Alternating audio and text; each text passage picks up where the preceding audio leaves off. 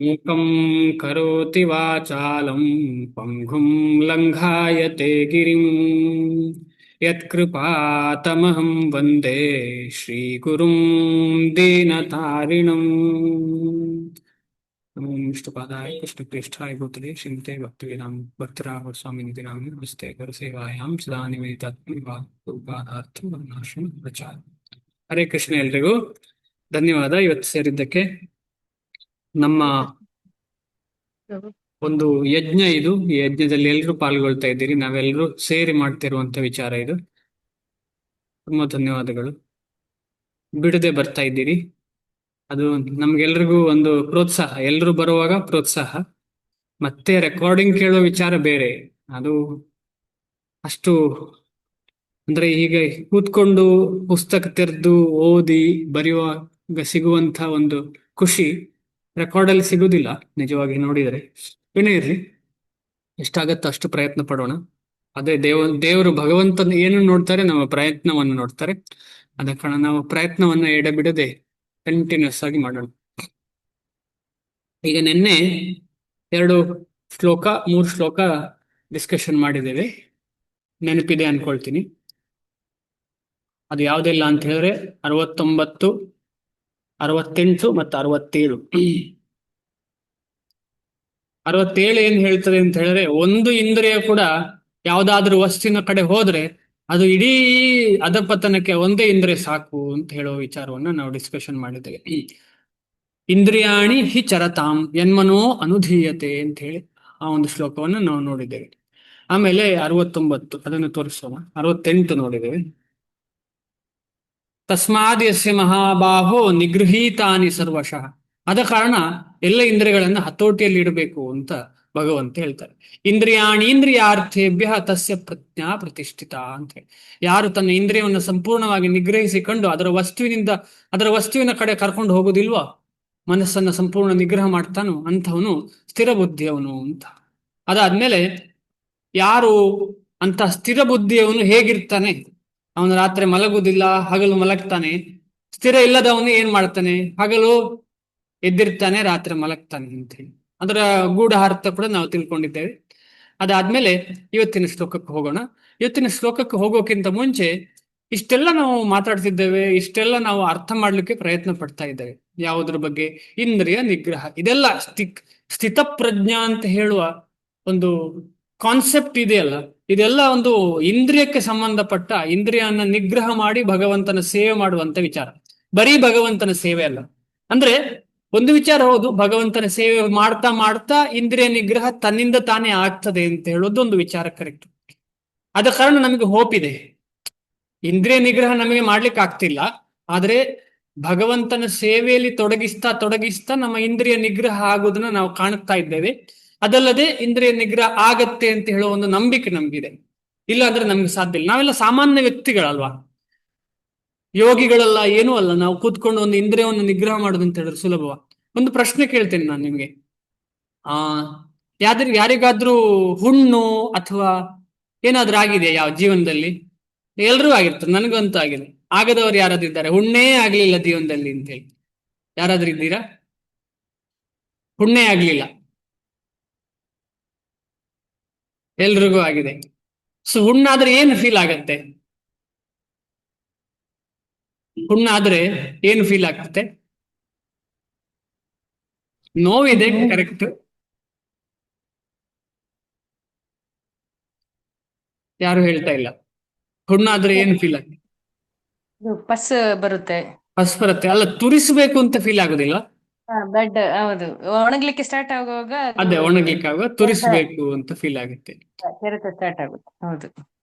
ಆಮೇಲೆ ಕಿವಿಯಲ್ಲಿ ಕೂಡ ಒಂದೊಂದ್ಸಲ ತುರಿಸ್ಬೇಕು ಅಂತ ಫೀಲ್ ಆಗ್ತದೆ.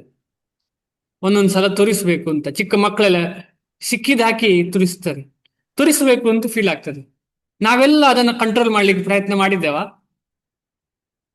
ಸ್ವಲ್ಪ ಆದ್ರೂ ತುರಿಸ್ತೇವೆ ನಾವು, ಸ್ವಲ್ಪ ಆದ್ರೂ ಕೂಡ ಖಂಡಿತವಾಗಿ ತುರಿಸಿದ್ದೇವೆ ನಾವು. ಯಾರಾದ್ರೂ ತುರಿಸ್ಲಿಲ್ಲ ಅಂತ ಹೇಳಿದ್ರೆ ಹೇಳಿ. ನಾನಂತೂ ಹುಣ್ಣಾಗಿ ಅಕಸ್ಮಾತ್ ಎಲ್ಲೋ ಬಿದ್ದಿದ್ದೇವೆ, ಅವ್ರ ಮಾತಾಜಿ ಹೇಳಿದ ಹಾಗೆ ಬಿದ್ದಿದ್ದೇವೆ, ಸ್ವಲ್ಪ ಒಣಗ್ತಾ ಬರುವಾಗ, ಅದೊಂದು ಚರ್ಮ ಕಪ್ಪಾಗ್ತಾ ಇರುವಾಗ, ಕ್ಯಾರಟನೈಸೇಷನ್ ಆಗುವಾಗ ಅದು ಇಚ್ಚಿಂಗ್ ಸೆನ್ಸೇಷನ್ ಶುರು ಆಗುತ್ತೆ. ಅದು ತುರಿಸ್ಲೇಬೇಕು, ಬಿಡದೇ ಇಲ್ಲ ಅದನ್ನ ನಮ್ಮನ್ನು. ತುರ್ಸಿ ತುರ್ಸಿ ತುರ್ಸಿ ಚಿಕ್ಕ ಮಕ್ಕಳಂತೂ ರಕ್ತ ಬರೋ ತನಕ ತುರಿಸ್ತಾರೆ. ದೊಡ್ಡವರಿಗೆ ಸ್ವಲ್ಪ ಜ್ಞಾನ ಬೆಳೆದಿರ್ತದೆ, ಸ್ವಲ್ಪ ಕಮ್ಮಿ ತುರಿಸ್ತಾರೆ, ಆದ್ರೂ ತುರಿಸದೇ ಇರಲ್ಲ. ಆಮೇಲೆ ಈಗೀಗ ತುರಿಸ್ಲಿಕ್ಕೆ ಅಂತ ಹೇಳಿ ಒಂದು ಬೆತ್ತ ಕೂಡ ಸಿಗ್ತದೆ, ಹೀಗೆ ತುರಿಸ್ಲಿಕ್ಕೆ, ಬೆನ್ನು ತುರಿಸ್ಲಿಕ್ಕೆ. ಈ ತುರಿಸುವ ವಿಚಾರ ಯಾಕೆ ಹೇಳಿದೆ ಅಂತ ಹೇಳಿದ್ರೆ, ಈ ಇಂದ್ರಿಯಗಳ ವಿಚಾರವೇ ಹಾಗೆ, ತುರಿಸುವುದೇ ವಿಚಾರ. ಅದನ್ನ ನಮ್ಮಂತ ಸಾಮಾನ್ಯ ವ್ಯಕ್ತಿಗಳು ಕಂಟ್ರೋಲ್ ಮಾಡ್ಲಿಕ್ಕೆ ಸಾಧ್ಯವಿಲ್ಲ. ಈ ಬಾಹ್ಯವಾದ ಹುಣ್ಣಿನಗೆ ಬಂದಂತಹ ಆ ಒಣಗಿದ ಹುಣ್ಣನ್ನೇ ನಾವು ತುರಿಸ್ಲಿಕ್ಕೆ ನಿಲ್ಲಿಸ್ಲಿಕ್ಕೆ ಸಾಧ್ಯ ಆಗ್ತಿಲ್ಲ. ಇನ್ನು ನಮಗೆ ಕಾಣದೇ ಇರುವಂತಹ ಈ ಇಂದ್ರಿಯ, ಈ ಮನಸ್ಸು, ಈ ಥಾಟ್ಸ್, ಇದನ್ನೆಲ್ಲ ಹೇಗೆ ಕಂಟ್ರೋಲ್ ಮಾಡೋದು? ಹೇಳುದು ಸುಲಭ, ಇಷ್ಟೆಲ್ಲ ಓದೋ, ಅಯ್ಯೋ ನಮಗೆ ಅನ್ನಿಸ್ತದೆ ಇವತ್ತಿಂದಲೇ ನಾವು ಭಕ್ತರು, ಶುದ್ಧ ಭಕ್ತರು ಅಂತ ಹೇಳಿ, ಆಹಾ ಎಷ್ಟು ಖುಷಿ ಅಂತ. ಇಲ್ಲ, ಇದಷ್ಟು ಸುಲಭವಾದ ವಿಚಾರ ಅಲ್ಲ. ಅದಕ್ಕೆ ಶ್ರೀಲ ಪ್ರಭುಪಾದರು ಎಲ್ಲಿ ಹೋದ್ರು ಕೂಡ ಒತ್ತಿ ಒತ್ತಿ ಹೇಳ್ತಾರೆ, ಯೋಗ ಇಂದ್ರಿಯ ನಿಗ್ರಹ.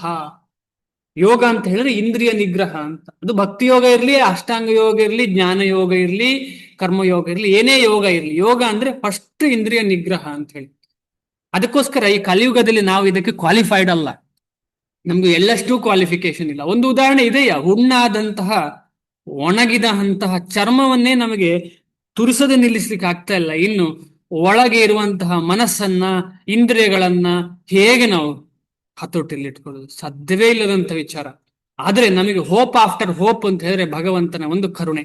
ಅದೇ ಪ್ರಸಾದದ ಬಗ್ಗೆ ನಾವು ಆಸಕ್ತಿಯಿಂದ ಕಾಯ್ತಾ, ಆ ಪ್ರಸಾದ ದೊರಕುವಾಗ ಏನಾಗ್ತದೆ, ನಿಧಾನವಾಗಿ ಈ ತುರಿಕೆ ಕಮ್ಮಿ ಆಗತ್ತೆ. ತುರಿಕೆ ಬಗ್ಗೆ ನಮ್ಮ ಮನಸ್ಸು ಹೋಗುದಿಲ್ಲ. ನಾನು ನಿನ್ನೆ ಉದಾಹರಣೆ ಕೊಟ್ಟಿದ್ದೇವಲ್ಲ, ನಾವು ಯಾವಾಗ ಟ್ರೈನ್ ನಲ್ಲಿ ಬೇರೆ ಬೇರೆಯವರು ಏನೇನೋ ಮಾರ್ತಾ ಬರ್ತಿದ್ದಾರೆ, ನಾವು ಅದಕ್ಕೆ ಬಾಧೆಗೆ ನಮಗೆ ಅದು ಡಿಸ್ಟರ್ಬೇ ಆಗುದಿಲ್ಲ.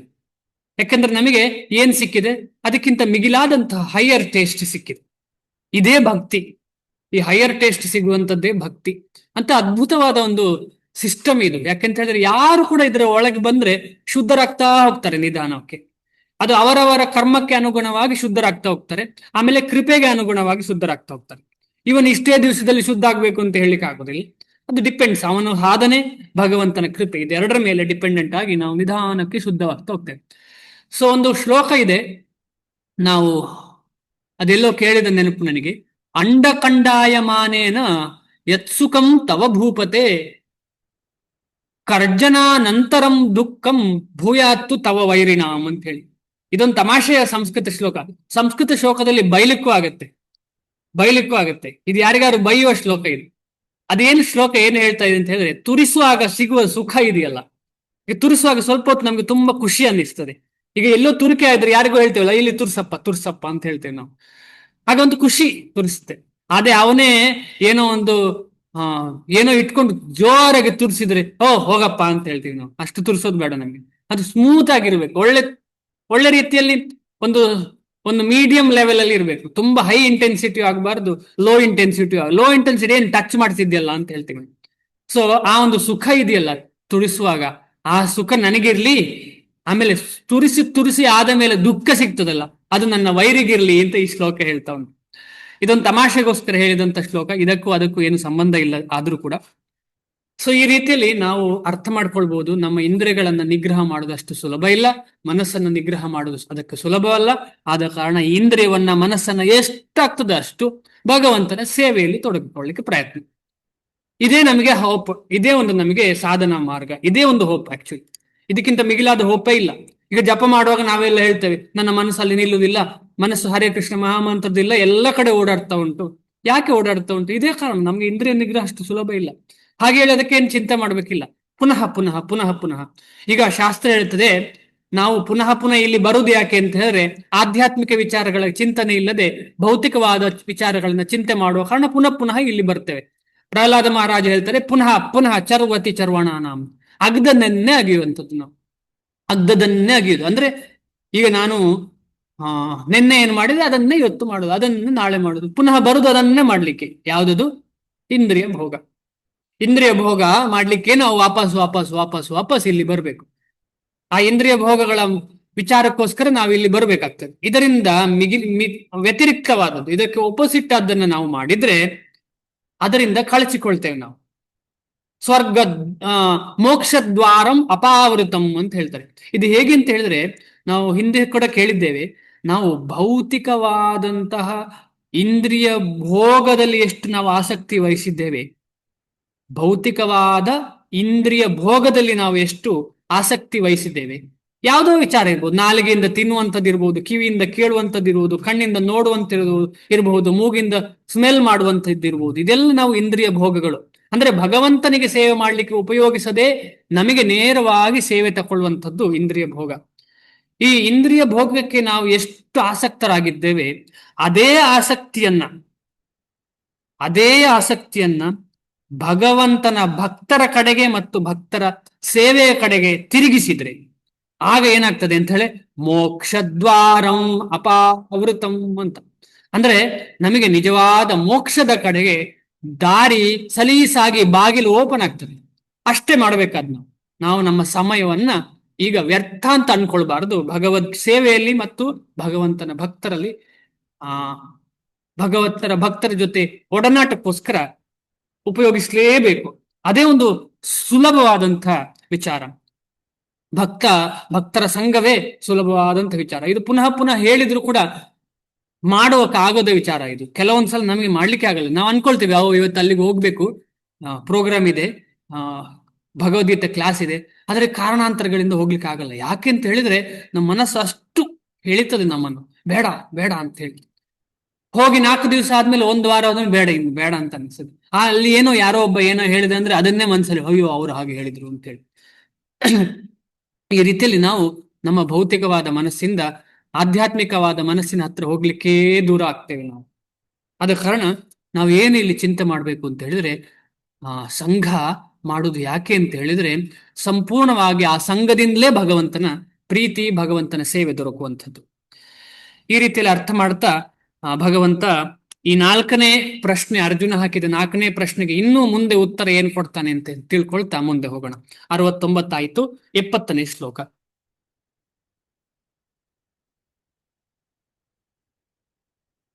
ಈ ಒಂದು ಶ್ಲೋಕ ತುಂಬಾ ಚೆನ್ನಾಗಿದೆ, ಎಲ್ರೂ ಟ್ರೈ ಮಾಡೋಣ ಅರ್ಥ ಮಾಡ್ಕೊಳ್ಳಿಕ್ಕೆ. ಆಪುರ್ಯಮಾಣಂ ಅಚಲ ಪ್ರತಿಷ್ಠಂ ಸಮುದ್ರಂ ಆಪಃ ಪ್ರವಿಶಂತಿ ಯದ್ವ ತದ್ವತ್ ಕಾಮಾಯಂ ಪ್ರವಿಶಂತಿ ಸರ್ವೇ ಸ ಶಾಂತಿಂ ಆಪ್ನೋತಿ ನ ಕಾಮಕಾಮೀ. ಆಪುರ್ಯಮಾಣಂ ಅಚಲ ಪ್ರತಿಷ್ಠಂ ಸಮುದ್ರಂ ಆಪಃ ಪ್ರವಿಶಂತಿ ಯದ್ವ ತದ್ವತ್ ಕಾಮಾಹಯಂ ಪ್ರವಿಶಂತಿ ಸರ್ವೇ ಸಹ ಶಾಂತಿಂ ಆಪ್ನೋತಿ ನ ಕಾಮಕಾಮೀ. ಅನುವಾದ ಮತ್ತು ಭಾವಾರ್ಥ ಜಗದ್ಗುರು ಶ್ರೀಲ ಪ್ರಭುಪಾದರಿಂದ ಕರುಣಾಮಯ್ಯಾದಂಥ ಶ್ರೀಲ ಪ್ರಭುಪಾದರು ಕೊಟ್ಟ ಅನುವಾದ ಭಾವಾರ್ಥವನ್ನು ಓದೋಣ.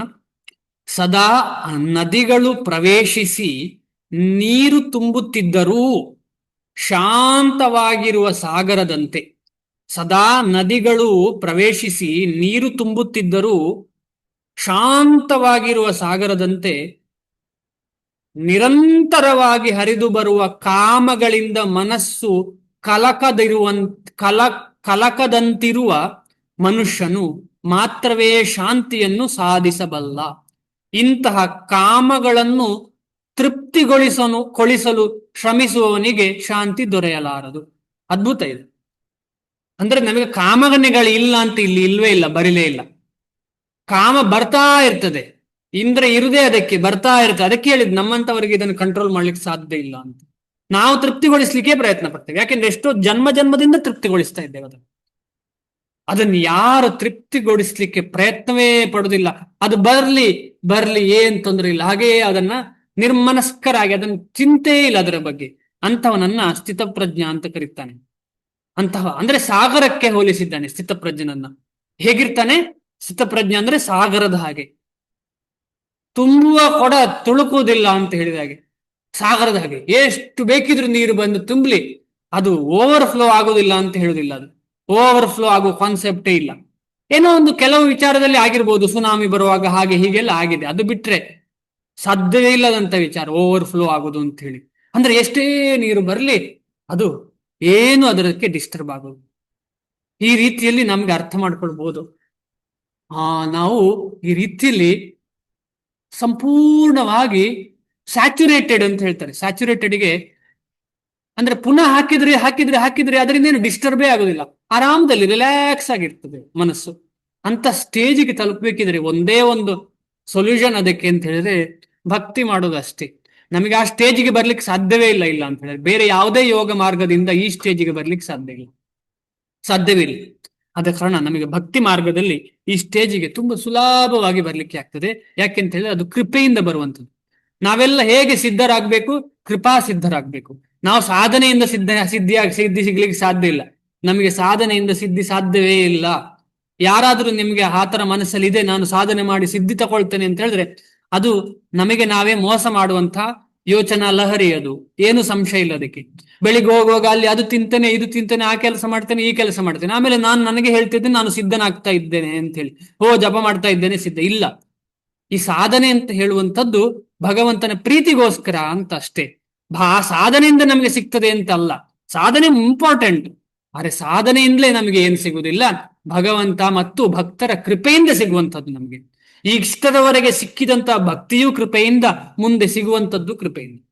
ನಮಗೆ ಈಗೇನೋ ಭಗವದ್ಗೀತೆ ಓದ್ಲಿಕ್ಕೆ ಆಗ್ತಾ ಉಂಟು, ಚಾಂಟ್ ಮಾಡ್ಲಿಕ್ಕೆ ಆಗ್ತಾ ಉಂಟು, ಭಕ್ತರ ಸಂಘ ಸಿಗ್ತಾ ಉಂಟು, ಇದಕ್ಕೆಲ್ಲ ಕಾರಣ ಕೃಪೆ, ಭಗವದ್ ಭಕ್ತರ ಕೃಪೆ. ಅದಿಲ್ಲದೆ ಸಾಧ್ಯವೇ ಇಲ್ಲ. ಇದು ನಮ್ಮ ಮನಸ್ಸಿನಲ್ಲಿ ಊರಿಡ್ಬೇಕು. ಇಲ್ಲದ್ರೆ ಈಗೋ ನನಗೆ ಮಾಡ್ಲಿಕ್ಕೆ ಆಗ್ತದೆ, ನಾನು ಭಗವದ್ಗೀತೆ ಓದ್ತೇನೆ, ಈಗೋವೇ ಇರುದು ನನಗೆ, ನಾನೇ ಇಲ್ಲ, ನನಗೆ ಶ್ಲೋಕ ಬರ್ತದೆ. ಇದಿದ್ರೆ ಏನಾಗ್ತದೆ ಅಂತ ಹೇಳಿದ್ರೆ ಭಗವಂತ ನಮ್ಮ ಕಡೆ ತಿರುಗಿಯೂ ನೋಡುದಿಲ್ಲ. ಎಷ್ಟೇ ಜಪ ಮಾಡ್ಲಿ ತಿರುಗಿ ನೋಡುದಿಲ್ಲ. ಯಾಕೆ ತಿರುಗಿ ನೋಡುದಿಲ್ಲ ಅಂತ ಹೇಳಿದ್ರೆ ಹೃದಯದಲ್ಲಿ ತುಂಬಾ ಈಗೋ ಉಂಟು. ಈಗೋ ಅಂತ ಹೇಳಿದ್ರೆ ಜಂಬ ಉಂಟು. ಆ ಜಂಬ ಭಗವಂತನಿಗೆ ಸ್ವಲ್ಪವೂ ಇಷ್ಟ ಆಗುದಿಲ್ಲ. ಭಗವಂತನಿಗೆ ಸ್ವಲ್ಪವೂ ಜಂಬ ಇಷ್ಟ ಆಗುದಿಲ್ಲ. ಅದೆಲ್ಲ ಒಂದು ಕಲ್ಮಶಗಳು. ಭಗವತ್ ಪ್ರಾಪ್ತಿ ಆಗ್ಲಿಕ್ಕೆ ಇರುವಂತಹ ಈ ಕಾಮನೆಗಳೆಲ್ಲ ಕಲ್ಮಶಗಳು. ಆ ಕಲ್ಮಶ ದೂರ ಆಗ್ಬೇಕು ಅಂತ ಹೇಳಿದ್ರೆ ಸಂಪೂರ್ಣವಾಗಿ ನಾವು ಕೃಪೆಯನ್ನೇ ಅವಲಂಬಿಸಿರ್ಬೇಕು. ಕೃಪೆಯನ್ನು ಬಿಟ್ಟು ಬೇರೆ ಯಾವುದನ್ನು ಅವಲಂಬಿಸಿರಬಾರದು. ನಮ್ಮ ಸಾಧನೆಯನ್ನು ನಾವು ಅವಲಂಬಿಸಿರಬಾರದು. ಸಾಧನೆ ಮಾಡಲೇಬೇಕು. ಅದಕ್ಕೆ ತಥೋ ಯುದ್ಧಾಯ ಯುದ್ಧಸ್ವ. ಆಮೇಲೆ ಹೇಳ್ತಾರೆ, ಈಗಾಗ್ಲೇ ನಾನು ಇವರನ್ನೆಲ್ಲ ಕೊಂದಿದ್ದೇನೆ ಅಂತ ಭಗವಂತ ಹೇಳ್ತಾರೆ. ಆದ್ರೂ ನೀನು ಇವರಿಗೆ ಇದೆಲ್ಲ ಮಾಡುವಂತ. ಅದೇ ರೀತಿಯಲ್ಲಿ ನಾವೆಲ್ಲ ಸಾಧನೆ ಮಾಡಲೇಬೇಕು. ಆದ್ರೆ ಭಗವಂತನ ಪ್ರೀತಿ ಎಲ್ಲ ಸಿಗುವುದು, ಅವನ ಕೃಪೆ ಭಕ್ತರ ಮುಖಾಂತರ ಸಿಗುವಾಗ ಮಾತ್ರ ಅಂತ ನಮಗೆ ಖಂಡಿತವಾಗಿ ಮನಸ್ಸಲ್ಲಿ ಪುನಃ ಪುನಃ ಪುನಃ ಹೇಳ್ಬೇಕಿದೆ. ಆದ ಕಾರಣ ಈ ಭಕ್ತರು ಯಾರು ಅಂತ ಹೇಳಿದ್ರೆ ಸ್ಥಿತಪ್ರಜ್ಞರು. ನಾವೆಲ್ಲ ಅಂತ ಸ್ಥಿತಪ್ರಜ್ಞರ ದಾಸರಾಗ್ಲಿಕ್ಕೆ ಪ್ರಯತ್ನ ಪಡೋಣ. ಶ್ರೀಲ ಪ್ರಭುಪಾದರು ಪರಿಪೂರ್ಣತೆಯ ಸ್ಥಿತಪ್ರಜ್ಞರು. ಅಂತ ಸ್ಥಿತಪ್ರಜ್ಞರಾದಂತಹ ಶ್ರೀಲ ಪ್ರಭುಪಾದರು ಕೊಟ್ಟಂತಹ ವ್ಯಾಖ್ಯಾನವನ್ನು ನಾವು ಓದ್ತಾ ಅವರ ರೀತಿಯಲ್ಲಿ ನಾವು ಆಗ್ಲಿಕ್ಕೆ ಸಾಧ್ಯ. ಅಂದ್ರೆ ಅವರ ಅನುಕರಣೆ ಅಲ್ಲ, ಅವರನ್ನ ನಾವು ನಿಜಾನವಾಗಿ ಅವರು ಹೇಳಿದ ಹಾಗೆ ನಡೆದುಕೊಳ್ಳಿಕ್ಕೆ ಸಾಧ್ಯ. ಅಂದ್ರೆ ಈ ನೀರು ಎಷ್ಟೆಲ್ಲ ಒಳಗೆ ಹೋಗ್ತಾ ಉಂಟು ಸಮುದ್ರದ ಒಳಗೆ, ಸಮುದ್ರಕ್ಕೆ ಸ್ವಲ್ಪವೂ ತೊಂದರೆ ಆಗದ ಹಾಗೆ ನಮಗೂ ಕೂಡ ಜಪ ಮಾಡ್ತಾ ಭಗವಂತನ ಭಕ್ತಿ ಮಾಡ್ತಾ ಮಾಡ್ತಾ ಮಾಡ್ತಾ ಟ್ರೈನಲ್ಲಿ ಹೋಗುವಾಗ ಅವರು ಕಡ್ಲೆ ಮಾರೋದು, ಅದು ಮಾರೋದು, ಇದು ಮಾರೋದು ಮಾಡುವಾಗ ನಮಗೇನು ತೊಂದರೆ ಆಗುದಿಲ್ಲಲ್ವಾ? ಅದೇ ತರ ಬೇರೆ ಬೇರೆ ರೀತಿಯ ತೊಂದರೆಗಳಿಂದ ನಮಗೆ ನಿರ್ಲಿಪ್ತತೆ, ನಮಗೆ ಇಂಡಿಫರೆನ್ಸ್ ಫೀಲ್ ಆಗ್ತದೆ. ಸಂಪೂರ್ಣವಾಗಿ ಇಂಡಿಫರೆನ್ಸ್ ಆಗಿ. ಯಾಕೆಂದ್ರೆ ನಮ್ಮ ಹೃದಯದಲ್ಲಿ ಭಗವಂತನ ಕಡೆ ಮಾತ್ರ ಚಿಂತನೆ ಇರ್ತದೆ. ಮಾಡುವ ಕೆಲಸ ಎಲ್ಲ ಮಾಡ್ತಾ ಇರ್ತೇವೆ. ಅಲ್ಲಿ ಹೋಗಿ ಲ್ಯಾಪ್ಟಾಪ್ ಅಲ್ಲಿ ಕೂತ್ಕೊಂಡು ಏನೋ ಕೆಲಸ ಮಾಡ್ತಿರ್ಬೋದು, ಇಲ್ಲಿ ಹೋಗಿ ಕೃಷಿ ಮಾಡ್ತಾ ಇರ್ಬೋದು. ಆದ್ರೆ ಹೃದಯದಲ್ಲಿ ಕೃಷ್ಣನನ್ನ ತುಂಬಿಸಿರ್ತೇವೆ. ಅದಕ್ಕೋಸ್ಕರ ಭಗವಂತ ಹೇಳ್ತಾರೆ ಅರ್ಜುನನಿಗೆ, ಮಾಂ ಅನುಸ್ಮರ ಯುದ್ಧ ಚ ಅಂತ ಹೇಳಿ ಮುಂದೆ ಹೇಳ್ತಾರೆ. ಮಾಂ ಅನುಸ್ಮರ ಅಂತ ಹೇಳಿದ್ರೆ ನನ್ನನ್ನು ಯೋಚಿಸುತ್ತಾ, ನನ್ನ ಬಗ್ಗೆ ಥಿಂಕ್ ಮಾಡ್ತಾ ನೀನ್ ನಿನ್ನ ಕೆಲಸವನ್ನು ಮಾಡಪ್ಪ. ಮಾಂ ಅನುಸ್ಮರ ಯುದ್ಧ ಚ ಹಾಗೆ ಅಂತೇಳಿ ಯೋಚನೆ ಮಾಡ್ತಾ ಮಾಡ್ತಾ. ಈಗ ಒಂದು ಉದಾಹರಣೆ, ಬೆಂಡೆಕಾಯಿ ಕಟ್ಟು ಮಾಡುವ ಮಾತೆ ಅಥವಾ ಯಾರಾದ್ರೂ ಕಟ್ ಮಾಡ್ತಿದ್ದಾರೆ ಅಡಿಗೆಗೋಸ್ಕರ ಅಂತ ಹೇಳಿ ಕೃಷ್ಣನನ್ನೇ ಯೋಚನೆ ಮಾಡಿ ಕೈಕೊಂಡು ಮಾಡುವಂತ ವಿಚಾರ ಅಲ್ಲ ಇಲ್ಲಿ. ಮಾಂ ಅನುಸ್ಮರ ಅಂತ ಹೇಳಿದ್ರೆ, ಅನುಸ್ಮರ ಅಂತ ಹೇಳಿದ್ರೆ ಆ ಕೆಲಸದಲ್ಲಿ ನಾವು ಆ ಕೆಲಸವನ್ನೇ ಭಗವಂತನಿಗೆ ಅರ್ಪಿಸ್ಬೇಕು ಒಂದು. ಆಮೇಲೆ ಭಗವಂತನ ಸ್ಮರಣೆ, ಹರೇ ಕೃಷ್ಣ ಕೃಷ್ಣ ಕೃಷ್ಣ ಹರೇ ಹರೇ, ಹರೇ ರಾಮ್ ರಾಮ್ ರಾಮ್ ಹರೇ ಹರೇ ಅಂತ ಕಟ್ ಮಾಡ್ಬೋದು. ಇಲ್ಲಾಂದ್ರೆ ಕೀರ್ತನೆಯನ್ನು ಕೇಳ್ತಾ ಕಟ್ ಮಾಡ್ಬೋದು, ಇಲ್ಲಾಂದ್ರೆ ಲೆಕ್ಚರ್ ಅನ್ನು ಕೇಳ್ತಾ ಕಟ್ ಮಾಡ್ಬೋದು. ಅಕಸ್ಮಾತ್ ನಮಗೆ ಅಷ್ಟು ಸೀರಿಯಸ್ ಕೆಲಸ ಉಂಟು ಅಂತ ಹೇಳಿದ್ರೆ ಏನು ತೊಂದರೆ ಇಲ್ಲ, ಆ ಕೆಲಸವನ್ನೇ ಫೋಕಸ್ ಮಾಡ್ಬೋದು. ಆ ಕೆಲಸವೇ ಕೃಷ್ಣನಿಗೆ ಅಂತ ತಿಳ್ಕೊಳ್ಬೇಕು. ಆ ರೀತಿಯಲ್ಲಿ ನಾವು ಸಂಪೂರ್ಣವಾಗಿ ಕೃಷ್ಣನೊಟ್ಟಿಗೆ ಸಂಬಂಧದಲ್ಲಿರ್ತೇವೆ. ಅಯ್ಯೋ ನನಗೆ ಕೃಷ್ಣನ ಬಗ್ಗೆ ಜಪ ಮಾಡ್ಲಿಕ್ಕೆ ಆಗ್ತಾ ಇಲ್ಲ, ಕೃಷ್ಣನ ಬಗ್ಗೆ ಯೋಚನೆ ಮಾಡ್ಲಿಕ್ಕೆ ಆಗ್ತಾ ಇಲ್ಲ ಅಲ್ಲ. ಕೃಷ್ಣನಿಗೇ ಕೆಲಸ ಅಂತ ಹೇಳುವಾಗ ಕೃಷ್ಣನ ಬಗ್ಗೆಯೇ ಯೋಚನೆ ಆಗ್ತದೆ. ಈಗ ನಾನು ಲ್ಯಾಪ್ಟಾಪ್ ಅಲ್ಲಿ ಕೆಲಸ ಮಾಡಿ ಯಾವುದೋ ಒಂದು ಕಂಪನಿಗೆ ಕೆಲಸ ಮಾಡ್ತಿದ್ದೇನೆ ಅಂತ ಹೇಳಿದ್ರೆ ಅಟ್ಲೀಸ್ಟ್ ನಾವು ಕೃಷ್ಣನಿಗೋಸ್ಕರ ಕೆಲಸ ಮಾಡ್ತಾ ಇದ್ದೇವೆ, ಅಡಿಗೆ ಮಾಡುವಾಗ ಕೃಷ್ಣನಿಗೋಸ್ಕರ ಅಡಿಗೆ ಮಾಡ್ತಾ ಇದ್ದೇವೆ ಅಂತ ಥಿಂಕ್ ಮಾಡಿ. ಇದು ಅದ್ಭುತವಾದಂತ ವಿಚಾರ. ಭಾವಾರ್ಥ ಓದೋಣ. ಸಾಗರವು ಯಾವಾಗಲೂ ನೀರಿನಿಂದ ತುಂಬಿರುತ್ತದೆ. ಈ ತರ ಮನಸ್ಥಿತಿ ಇರುವವನಿಗೆ ನಿಧಾನವಾಗಿ ಅವನು ಸಾಗರದ ರೀತಿಯಲ್ಲಿ ಆಗ್ತಾನೆ. ಅವನು ಯಾವತ್ತೂ ತೊಂದರೆ ಆಗುದಿಲ್ಲ ಅವನಿಗೆ. ಅದರಲ್ಲಿಯೂ ಮಳೆಗಾಲದಲ್ಲಿ ಹೆಚ್ಚು ನೀರು ಅದನ್ನು ತುಂಬುತ್ತದೆ. ಆದರೂ ಸಾಗರವು ಒಂದೇ ರೀತಿ ಇರುತ್ತದೆ, ಶಾಂತವಾಗಿ ಇರುತ್ತದೆ. ಅದು ಪ್ರಕ್ಷುಬ್ಧವಾಗುವುದಿಲ್ಲ ಮತ್ತು ತನ್ನ ದಡದ ಮಿತಿಯನ್ನು ಮೀರುವುದಿಲ್ಲ. ಇದೊಂದು ಉದಾಹರಣೆ ಅಷ್ಟೇ. ಸಾಗರ ಪ್ರಕ್ಷುಬ್ಧ ಆಗುವುದಿಲ್ಲ ಅಂತ ಹೇಳಿದ್ರೆ ಪ್ರಕ್ಷುಬ್ಧ ಆಗ್ತದೆ, ಆದರೆ ಅದು ಪ್ರಕ್ಷುಬ್ಧ ಆದ್ರೂ ಕೂಡ ಬೇರೆ ಯಾವುದಕ್ಕೂ ತೊಂದರೆ ಆಗದಂತ. ಆದ ಕಾರಣ ಭೌತಿಕ ಪ್ರಪಂಚದಲ್ಲಿ ಆಧ್ಯಾತ್ಮಿಕತೆಗೆ, ಆಧ್ಯಾತ್ಮಿಕ ವಿಚಾರಗಳಿಗೆ ಭೌತಿಕ ಪ್ರಪಂಚದ ಒಂದು ಉದಾಹರಣೆ ಉಂಟಲ್ಲ, ಅದು ದಿಟ್ಟೋ ಹಾಗೇ ಉದಾಹರಣೆ ಆಗ್ಲಿಕ್ಕೆ ಸಾಧ್ಯ ಇಲ್ಲ, ಸ್ವಲ್ಪ ವ್ಯತ್ಯಾಸ ಇರ್ತದೆ. ಆದ ಕಾರಣ ನಾವು ಅದನ್ನು ಆಸಿಟೀಸ್ ಉದಾಹರಣೆ ಅಂತ ತಕೊಳ್ಳಿಕ್ಕೆ ಆಗೋದಿಲ್ಲ. ಆ ಒಂದು ಮನಸ್ಸಲ್ಲಿ ಇಟ್ಕೊಳ್ಬೇಕು. ಯಾವಾಗಾದ್ರೂ ಉದಾಹರಣೆ ಕೊಟ್ಟರೆ ಒಂದು ಅರ್ಥ ಆಗ್ಲಿಕ್ಕೋಸ್ಕರ ಅದೊಂದು ಉದಾಹರಣೆ ಅಷ್ಟೇ. ಅದು ಪ್ರಕ್ಷುಬ್ಧವಾಗುವುದಿಲ್ಲ ಮತ್ತು ತನ್ನ ದಡದ ಮಿತಿಯನ್ನು ಮೀರುವುದಿಲ್ಲ. ಕೃಷ್ಣ ಪ್ರಜ್ಞೆಯಲ್ಲಿ ಮನಸ್ಸು ನೆಲೆಸಿರುವವನ ವಿಷಯದಲ್ಲಿಯೂ ಇದು ಸತ್ಯ. ಐಹಿಕ ಶರೀರವಿರುವಷ್ಟು ಕಾಲವು ಇಂದ್ರಿಯ ತೃಪ್ತಿಗಾಗಿ ಶರೀರದ ಬೇಡಿಕೆಗಳು ಇದ್ದೇ ಇರುತ್ತದೆ. ಇಂಪಾರ್ಟೆಂಟ್ ಇದು. ನಾವು ಅನ್ಕೊಳ್ಬೋದು ಅವರು ಬ್ರಹ್ಮಚಾರಿ, ಅವರಿಗೇನು ಮನಸ್ಸಿನಲ್ಲಿ ಕಾಮನೆ ಇಲ್ಲ, ಇವನು ಗೃಹಸ್ಥ, ಇವನೊಟ್ಟಿಗೆ ಸೇರ್ಬಹುದು, ಏನ್ ತೊಂದರೆ ಇಲ್ಲ, ಅವನಿಗೆ ಏನು ಮನಸ್ಸಲ್ಲಿ ಏನು ವ್ಯತ್ಯಾಸಗಳಾಗುದಿಲ್ಲ ಅಂತೆಲ್ಲ ತಿಳ್ಕೊಬೋದು. ಎಲ್ಲ ಕೇರ್ಫುಲ್ ಆಗಿರ್ಬೇಕು, ತುಂಬಾ ಕೇರ್ಫುಲ್ ಆಗಿರ್ಬೇಕು. ಅದಕ್ಕೆ ಶ್ರೀಲ ಪ್ರಭುಪಾದರು ನನಗೆ ಅನಿಸ್ತದೆ ಚಾಣಕ್ಯ ಪಂಡಿತರು ಹೇಳ್ತಾರೆ ಅಂತ ಅಲ್ಲ, ಯಾವುದೋ ಒಂದು ಶಾಸ್ತ್ರ ಹೇಳ್ತದೆ, ಒಬ್ಬ ವ್ಯಕ್ತಿ ತನ್ನ ಅಮ್ಮ, ತನ್ನ ತಂಗಿ, ಆಮೇಲೆ ಯಾರೋ ಗೆಳತಿ, ಯಾರೊಟ್ಟಿಗೂ ಜೊತೆಯಲ್ಲಿ ಕೂತ್ಕೊಳ್ಬಾರ್ದು ಅಂತ ಉಂಟಂತೆ. ನಾವ್ ಈ ಸ್ಥಿತಿಯಲ್ಲಿ ಇಲ್ಲ. ಆದ್ರೂ ಕೂಡ ನೋಡಿ ಎಷ್ಟು ಈ ಇಂದ್ರಿಯಗಳು ಅಂತ ಹೇಳಿದ್ರೆ ಎಷ್ಟು ಸ್ಟ್ರಾಂಗ್ ಅಂತ ಹೇಳಿದ್ರೆ ಅದಷ್ಟು ಸುಲಭ ಇಲ್ಲ ಕಂಟ್ರೋಲ್ ಮಾಡ್ಲಿಕ್ಕೆ. ನಾವು ಶರಣಾಗ್ಬೇಕು ಭಗವಂತನಿಗೆ, ಅದು ಬಿಟ್ರೆ ಬೇರೆ ಯಾವುದೇ ಇಲ್ಲ. ನಾನೇ ಕಂಟ್ರೋಲ್ ಮಾಡ್ತೇನೆ ಅಂತ ಹೇಳಿ ಸಾಧ್ಯ ಇಲ್ಲ. ಯಾಕಂದ್ರೆ ಶರೀರ ಇರುವಷ್ಟು ಕಾಲ ಈ ಇಂದ್ರಿಯಗಳು ಬಿಡುದೇ ಇಲ್ಲ ಇಂದ್ರಿಯಗಳು. ಅದು ನಮ್ಮನ್ನು ಎಷ್ಟಾಗ್ತದೆ ಅಷ್ಟು ಎಳೆದು ಕೆಳಗೆ ಹಾಕ್ಲಿಕ್ಕೆ ಟ್ರೈ ಮಾಡ್ತದೆ.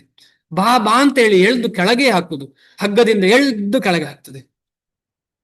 ಈಗ ತುಂಬಿದ ಕೊಡದಲ್ಲಿ ಎಳಿಲಿಕ್ಕೆ ಆಗುದಿಲ್ಲ ಅಂತ ಹೇಳಿ ಏನಾಗ್ತದೆ, ತುಂಬಿದ ಕೊಡ ಹೋಗಿ ಪುನಃ ನೀರಿಗೆ ಬೀಳ್ತದೆ. ಅದೇ ರೀತಿಯಲ್ಲಿ ನಮ್ಮ ಮನಸ್ಸಲ್ಲಿ ಸಂಪೂರ್ಣವಾಗಿ ಕಾಮನೆಗಳೇ ತುಂಬಿದೆ. ಎಲ್ಲಿಗೆ ಹೋಗುದು ಆ ಕಾಮನೆ ತುಂಬಿದ್ದು?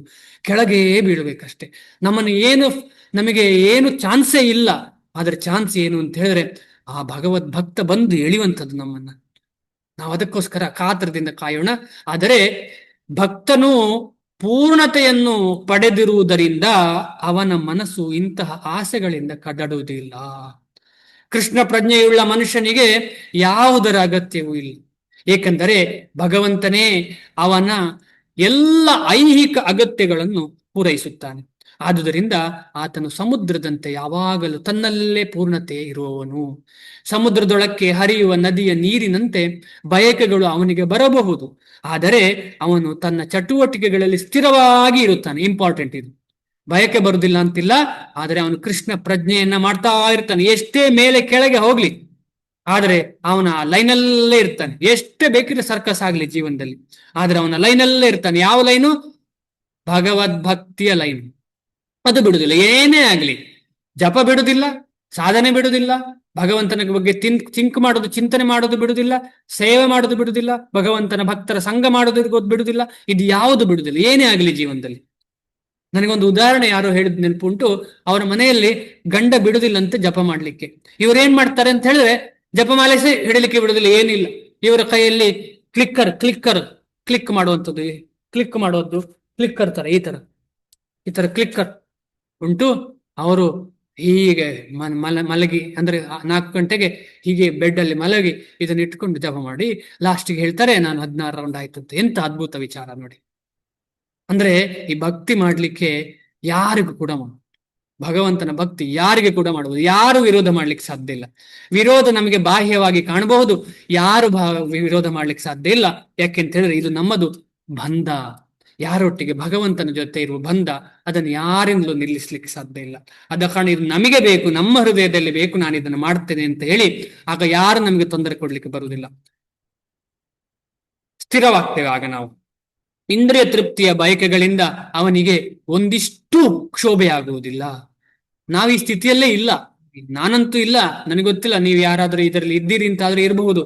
ಆದ್ರೆ ನಾನು ನನ್ನ ಮಟ್ಟಿನಲ್ಲಿ ಚಿಂತನೆ ಮಾಡ್ತಾ ಹೇಳ್ತಾ ಇದ್ದೇನೆ, ಖಂಡಿತವಾಗಿ ಇಂದ್ರಿಯ ತೃಪ್ತಿ ನಮಗೆ ಆಗ್ತಾ ಇರ್ತದೆ.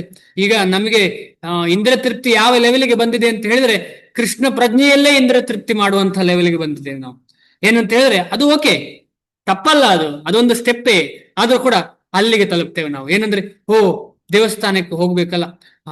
ಇವರು ಹೇಳ್ತಾರೆ, ಯಾರು, ಗೌರ್ ಗೋವಿಂದ ಸ್ವಾಮಿ ಮಹಾರಾಜ್ ಅಂತ ಹೇಳಿ ಶಿಲ ಪ್ರಭುಪಾದರ ಶಿಷ್ಯರು, ಅವ್ರು ಹೇಳ್ತಾರೆ ನಮ್ಮ ದೇವಸ್ಥಾನದಲ್ಲಿ ಬರೀ ಕಿಚಡಿ ಸಿಗ್ತದೆ ನಿಮಗೆ, ಹಾಗೆ ನಿಮ್ಮ ಮನಸ್ಸು ಎಲ್ಲೋ ಬೇರೆ ಮಾಯಾಪುರಕ್ಕೆ ಹೋಗೋಣ, ವೃಂದಾವನಕ್ಕೆ ಹೋಗೋಣ, ಅಲ್ಲಿ ಚೆನ್ನಾಗಿ ಪ್ರಸಾದ ಸಿಗತ್ತೆ, ಆಮೇಲೆ ಸೋನ್ ಪಾಪಡಿ ಸಿಗತ್ತೆ.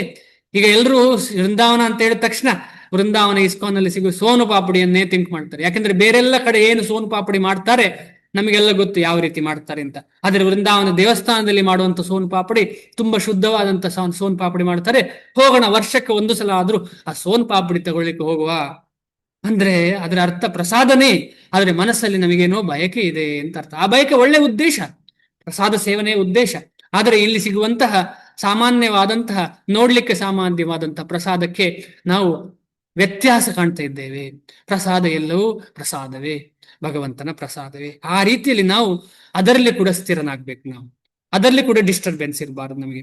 ಒಬ್ಬ ಮನುಷ್ಯನಲ್ಲಿ ಕೃಷ್ಣ ಪ್ರಜ್ಞೆ ಇದೆ ಎನ್ನುವುದಕ್ಕೆ ಇದೇ ಸಾಕ್ಷ್ಯಾಧಾರ. ಯಾವುದು? ಡಿಸ್ಟರ್ಬ್ ಆಗದೇ ಇರುವಂತಹ ಮನಸ್ಸೇ ಸಾಕ್ಷಿ. ಅವನು ಕೃಷ್ಣ ಪ್ರಜ್ಞೆಯಲ್ಲಿ ಸ್ಥಿರನಾಗಿದ್ದಾನೆ ಅಂತ ಹೇಳಿದ್ರೆ ಡಿಸ್ಟರ್ಬ್ ಆಗದೇ ಇರುವಂಥದ್ದು. ಶಿಲ ಪ್ರಭುಪಾದ ಹೇಳ್ತಾರೆ, ನನ್ನ ಎದುರು ಯಾರಾದ್ರೂ ಮಾತೆ ಏನ್ ಹೇಳುದು, ಡ್ರೆಸ್ ಹಾಕದೇ ಇದ್ರು ಕೂಡ ನನಗೆ ಏನು ಡಿಸ್ಟರ್ಬ್ ಆಗುದಿಲ್ಲ ಅಂತ ಶಿಲ ಪ್ರಭುಪಾದರು ಹೇಳ್ತಾರೆ. ಅಂತ ಸ್ಥಿತಿಗೆ ಒಬ್ಬ ವ್ಯಕ್ತಿ, ಮಾತೆ ಆಗಿರ್ಲಿ ಅಥವಾ ಪ್ರಭುಗಳಾಗಿರ್ಲಿ, ಯಾರೇ ಆಗಿರ್ಲಿ, ಅಂತ ಒಂದು ಸ್ಥಿತಿಗೆ ತಲುಪುವುದು ಅಷ್ಟು ಸುಲಭ ವಿಚಾರ ಅಲ್ಲ. ಅಂತ ಸ್ಥಿತಿಗೆ ತಲುಪಿದವರ ನಾವು ಕಾದ ಕಮಲಗಳಲ್ಲಿದ್ದೇವೆ ನಾವೀಗ. ಅದೊಂದು ನಮ್ಮ ಭಾಗ್ಯ. ಅವ್ರು ನಮ್ಮನ್ನು ಆಕ್ಸೆಪ್ಟ್ ಮಾಡಿದ್ದೇ ಭಾಗ್ಯ ನಮಗೆ. ನಮ್ಮಂತ ಇಂಥ ಕಳ್ಳ ಕಾಕರಿಗೆ ಮಹಾ ಭಾಗವತರಾದಂತ ಶಿಲ ಪ್ರಭುಪಾದರು ಒಂದು ಆಕ್ಸೆಪ್ಟ್ ಮಾಡಿ ಓಕೆ ಅಂತ ಹೇಳಿದವರೇ ನಮ್ಗೊಂದು ಭಾಗ್ಯ ಇದು. ಅವನಲ್ಲಿ ಬಯಕೆಗಳಿದ್ದರೂ ಐಹಿಕ ಇಂದ್ರಿಯ ತೃಪ್ತಿಯ ಒಲವು ಇರುವುದೇ ಇಲ್ಲ. ಯಾರಲ್ಲಿ? ಶುದ್ಧ ಭಕ್ತನಲ್ಲಿ. ಅವನು ಭಗವಂತನ ದಿವ್ಯ ಪ್ರೇಮದ ಸೇವೆಯಲ್ಲಿ ತೃಪ್ತನಾಗಿರುವುದರಿಂದ ಸಮುದ್ರದಂತೆ ಸ್ಥಿರನಾಗಿರಬಲ್ಲ. ಆದುದರಿಂದ ಸಂಪೂರ್ಣವಾಗಿ ಶಾಂತಿಯನ್ನು ಅನುಭವಿಸಬಲ್ಲ. ಹೀಗಿದ್ರೆ ಮಾತ್ರ ಸಂಪೂರ್ಣ ಶಾಂತಿ ಸಿಗ್ಲಿಕ್ಕೆ ಸಾಧ್ಯ. ಇಲ್ಲಾದ್ರೆ ಶಾಂತಿ ಅಂತ ಹೇಳುವ ವಿಚಾರವೇ ಇಲ್ಲ. ನಮಗೆಲ್ಲ ಶಾಂತಿ ಇಲ್ಲ. ಯಾಕೆ ಅಂತ ಹೇಳಿದ್ರೆ ಭಗವತ್ ಪ್ರಜ್ಞೆಯಲ್ಲಿ ಸ್ಥಿತರಾಗಿಲ್ಲ ನಾವು. ಆದ ಕಾರಣ ಭಗವತ್ ಪ್ರಜ್ಞೆಯಲ್ಲಿ ಸ್ಥಿತರಾದವರ ಜೊತೆ ಸೇರಿ ನಾವು ಸ್ಥಿತರಾಗಬೇಕು. ಐಹಿಕ ಯಶಸ್ಸಿನ ಬಯಕೆಯಾಗಿರಲಿ, ಮುಕ್ತಿಯ ಬಯಕೆಯೇ ಆಗಿರಲಿ, ಬಯಕೆಗಳನ್ನು ತೃಪ್ತಪಡಿಸಲು ಅಪೇಕ್ಷಿಸುವವರಿಗೆ ಶಾಂತಿ ಎಂಬುದೇ ಇಲ್ಲ. ಇದೊಂದು ಅದ್ಭುತವಾದದ್ದು. ಚೈತನ್ಯ ಚರಿತಾಮೃತದಲ್ಲಿ ಬರುವಂಥದ್ದು, ಭುಕ್ತಿ ಮುಕ್ತಿ ಸಿದ್ಧಿ ಕಾಮಿ ಸಕಲೇ ಅಶಾಂತ ಕೃಷ್ಣ ಭಕ್ತ ನಿಷ್ಕಾಮ ಅತಯೇವ ಶಾಂತ. ಅಂದ್ರೆ ಇಲ್ಲಿ ಹೇಳಿದಾರಲ್ಲ, ಕಾಮ್ಯ ಕರ್ಮಿಗಳು ಅಂದ್ರೆ ಭುಕ್ತಿ ಅಂದ್ರೆ ಭೋಗ ಮಾಡ್ಲಿಕ್ಕೆ. ಅಂದ್ರೆ ಈ ಕಾಮ್ಯ ಕರ್ಮ ಅಂತ ಗೊತ್ತಲ್ಲ ನಿಮಗೆ. ಕಾಮ್ಯ ಕರ್ಮ ಅಂತ ಹೇಳಿದ್ರೆ, ಈ ಯಾಗ ಮಾಡಿದರೆ ನಿಮಗೆ ಇದು ಸಿಗ್ತದೆ, ಇಷ್ಟು ದಿವಸ ನೀವು ಉಪವಾಸ ಮಾಡಿದರೆ ಹೀಗೆ ಆಗ್ತದೆ, ಅದೆಲ್ಲ ಇದೆಯಲ್ಲ ನಮ್ಮ ವೇದದಲ್ಲಿ. ಅದಕ್ಕೆ ಕಾಮ್ಯ ಕರ್ಮ ಅಂತ ಹೇಳ್ತಾರೆ. ಆ ಕಾಮ್ಯ ಕರ್ಮಕ್ಕೆ ಒಂದು ಸುಖ ಅಂತಿಲ್ಲ. ಅವ ಇದು ಮಾಡಿದ್ರೆ ಮತ್ತೆ ಪುನಃ ಇನ್ನೊಂದು ಕಾಮ್ಯ ಕರ್ಮ ಮಾಡ್ಲೇಬೇಕು. ಅದೊಂದು ಸೈಕಲ್. ಆ ಸೈಕಲ್ ಅಲ್ಲಿ ಸಿಕ್ಕಾಕೊಳ್ತಾನೆ ಇರ್ತಾನೆ. ಕಾಮ್ಯ ಕರ್ಮ. ಭುಕ್ತಿ, ಅವನಿಗೆ ಭೋಗದ ಆಸೆ, ಸ್ವರ್ಗಕ್ಕೆ ಹೋಗ್ಬೇಕು ಅಂತ ಆಸೆ, ಎಲ್ಲೆಲ್ಲೋ ಹೋಗ್ಬೇಕು ಅಂತ ಆಸೆ, ಇನ್ನೂ ಸುಖ ಪಡಬೇಕು ಅಂತ ಹೇಳಿ ಭುಕ್ತಿ ಕಾಮಿ. ಮುಕ್ತಿ ಕಾಮಿ ಅಂತ ಹೇಳಿದ್ರೆ ಮೋಕ್ಷ ಸಿಗಬೇಕು ಅಂತ ಹೇಳಿ ಜ್ಞಾನಿಗಳು ಹೇಗೋ ತರ್ಕ ಮಾಡಿ ನನಗೆ ಮೋಕ್ಷ ಅಂತ ಹೇಳಿದ್ರೆ, ನನಗೆ ಸತ್ತ ಮೇಲೆ ನನಗೆ ಈ ಆತ್ಮವು ಯಾವುದಾದ್ರೂ ಒಂದು ಶಕ್ತಿಯೊಟ್ಟಿಗೆ ಲೀನ ಆಗ್ಬೇಕು, ಪುನಃ ನನಗೆ ಈ ದೇಹವೇ ಬೇಡ, ಈ ಕಷ್ಟವೇ ಬೇಡ ಅಂತ ಹೇಳಿ ಜ್ಞಾನ ಮಾರ್ಗದಿಂದ ಹೋಗುವಂತ ವಿಚಾರ ಮೋಕ್ಷಕಾಮಿ. ಆಮೇಲೆ ಯೋಗ ಮಾರ್ಗದಿಂದ, ಅಷ್ಟಾಂಗ ಯೋಗ ಮಾರ್ಗದಿಂದ ಹೋಗುವಂಥದ್ದು ಸಿದ್ಧಿಕಾಮಿ ಅಂದ್ರೆ ನನಗೆ ಭಗವಂತನ ಜೊತೆ ಭಗವಂತನ ಹಾಗೆ ಆಗ್ಬೇಕು ನಾನು, ಅಥವಾ ಅದು ಹೈಯೆಸ್ಟ್ ಯೋಗದಲ್ಲಿ ಅಂದ್ರೆ ಅಷ್ಟಾಂಗ ಯೋಗದಲ್ಲಿ. ಇಲ್ಲ ಅಂದ್ರೆ ನನಗೆ ಭಗವಂತನ ನೋಡ್ಬೇಕು. ಯಾಕೆ ನೋಡ್ಬೇಕು ಅಂತ ಹೇಳಿದ್ರೆ ನನಗೆ ಭಗವಂತನಾಗೆ ಆಗ್ಬೇಕು, ನನಗೆಲ್ಲ ಶಕ್ತಿ ಸಿಗ್ಬೇಕು, ಐಶ್ವರ್ಯಗಳು ಸಿಗ್ಬೇಕು, ಅಷ್ಟ ಸಿದ್ಧಿ ಆಗ್ಬೇಕು ನನಗೆ. ಅಂದ್ರೆ ಈಗ ಇನ್ನೂ ಇದೆ, ನಾನು ಅಂತ ಎಲ್ಲರಿಗೂ ಇದೆ. ಮೋಕ್ಷ ಕಾಮಗಳಿಗಿದೆ, ಕಾಮ್ಯಗಳಿಗಿದೆ, ಯೋಗದವರಿಗಿದೆ. ಆದ್ರೆ ಕೃಷ್ಣ ಭಕ್ತ ನಿಷ್ಕಾಮ, ಅವನಿಗೆ ಯಾವುದೇ ಕಾಮ ಇಲ್ಲ. ಅತಯೇವ ಶಾಂತ, ಅವನು ಸುಂದರವಾಗಿ ಶಾಂತವಾಗಿರುವಂತ ವ್ಯಕ್ತಿ, ಎಲ್ಲಿ ಅವನಿಗೆ ಡಿಸ್ಟರ್ಬ್ ಆಗೋದು ಅದನ್ನೇ ಇಲ್ಲಿ ಮಾತಾಡ್ತಾ ಇರುವಂತದ್ದು. ಭಕ್ತನಾದವನು ಯಾವತ್ತು ಮನಸ್ಸು ಕಲಕುದೇ ಇಲ್ಲ, ಅವನು ಸ್ಥಿತನಾಗಿರ್ತಾನೆ ಸಮುದ್ರದ ಹಾಗೆ. ಕಾಮ್ಯ ಕರ್ಮಿಗಳು, ಮೋಕ್ಷಾರ್ಥಿಗಳು ಹಾಗೂ ಯೋಗ ಸಿದ್ಧಿಯನ್ನು ಬಯಸುವವರು ಪೂರೈಕೆಗೊಳ್ಳದ ಬಯಕೆಗಳಿಂದಾಗಿ ಅಸುಖಿಗಳಾಗಿರುತ್ತಾರೆ. ಆದರೆ ಕೃಷ್ಣ ಪ್ರಜ್ಞೆಯಲ್ಲಿರುವ ಮನುಷ್ಯನು ಭಗವಂತನ ಸೇವೆಯಲ್ಲಿಯೇ ಸುಖ ಹೊಂದುತ್ತಾನೆ. ಅದೇ ಶ್ಲೋಕ. ಅವನಿಗೆ ತೃಪ್ತಿಗೊಳಿಸಬೇಕಾದ ಬಯಕೆಗಳು ಯಾವುವೂ ಇರುವುದಿಲ್ಲ. ವಾಸ್ತವವಾಗಿ ಯಾವುದನ್ನು ಐಹಿಕ ಬಂಧನ ಎಂದು ಕರೆಯುತ್ತೇವೆಯೋ ಅದರಿಂದ ಸಹ ಆತನು ಬಿಡುಗಡೆಯನ್ನು ಅಪೇಕ್ಷಿಸುವುದಿಲ್ಲ. ಅಂದ್ರೆ ನಿನ್ನೆ ಮಾತಾಡಿದ್ದೇವಲ್ಲ ಮೋಕ್ಷ ಅಂದ್ರೆ ಏನು ಅಂತ ಹೇಳಿ. ಇಲ್ಲಿಂದ ತಪ್ಪಿಸಿಕೊಳ್ಳೋದು ಅಂತ ಮೋಕ್ಷ ಅಂತ ನಾವು ಅರ್ಥ ಮಾಡ್ಕೊಂಡಿದ್ದೇವಾಯ್ತು. ಇಲ್ಲ, ಇಲ್ಲಿದ್ರು ಎಲ್ಲಿದ್ರು ಪರವಾಗಿಲ್ಲ, ಕೃಷ್ಣನ ಸೇವೆಯೇ ನಮಗೆ ಮೋಕ್ಷ. ಅದರ ಅರ್ಥ ಎಂತ ಅಂತ ಹೇಳಿದ್ರೆ, ನಾವು ಯಾವತ್ತು ಭಗವಂತನ ಪ್ರಜ್ಞೆಯನ್ನು ಬೆಳೆಸಿ ಭಗವಂತನ ಸೇವೆ ಮಾಡಬೇಕು ಅಂತ. ಅದೇ ಮೋಕ್ಷದ ಅರ್ಥ,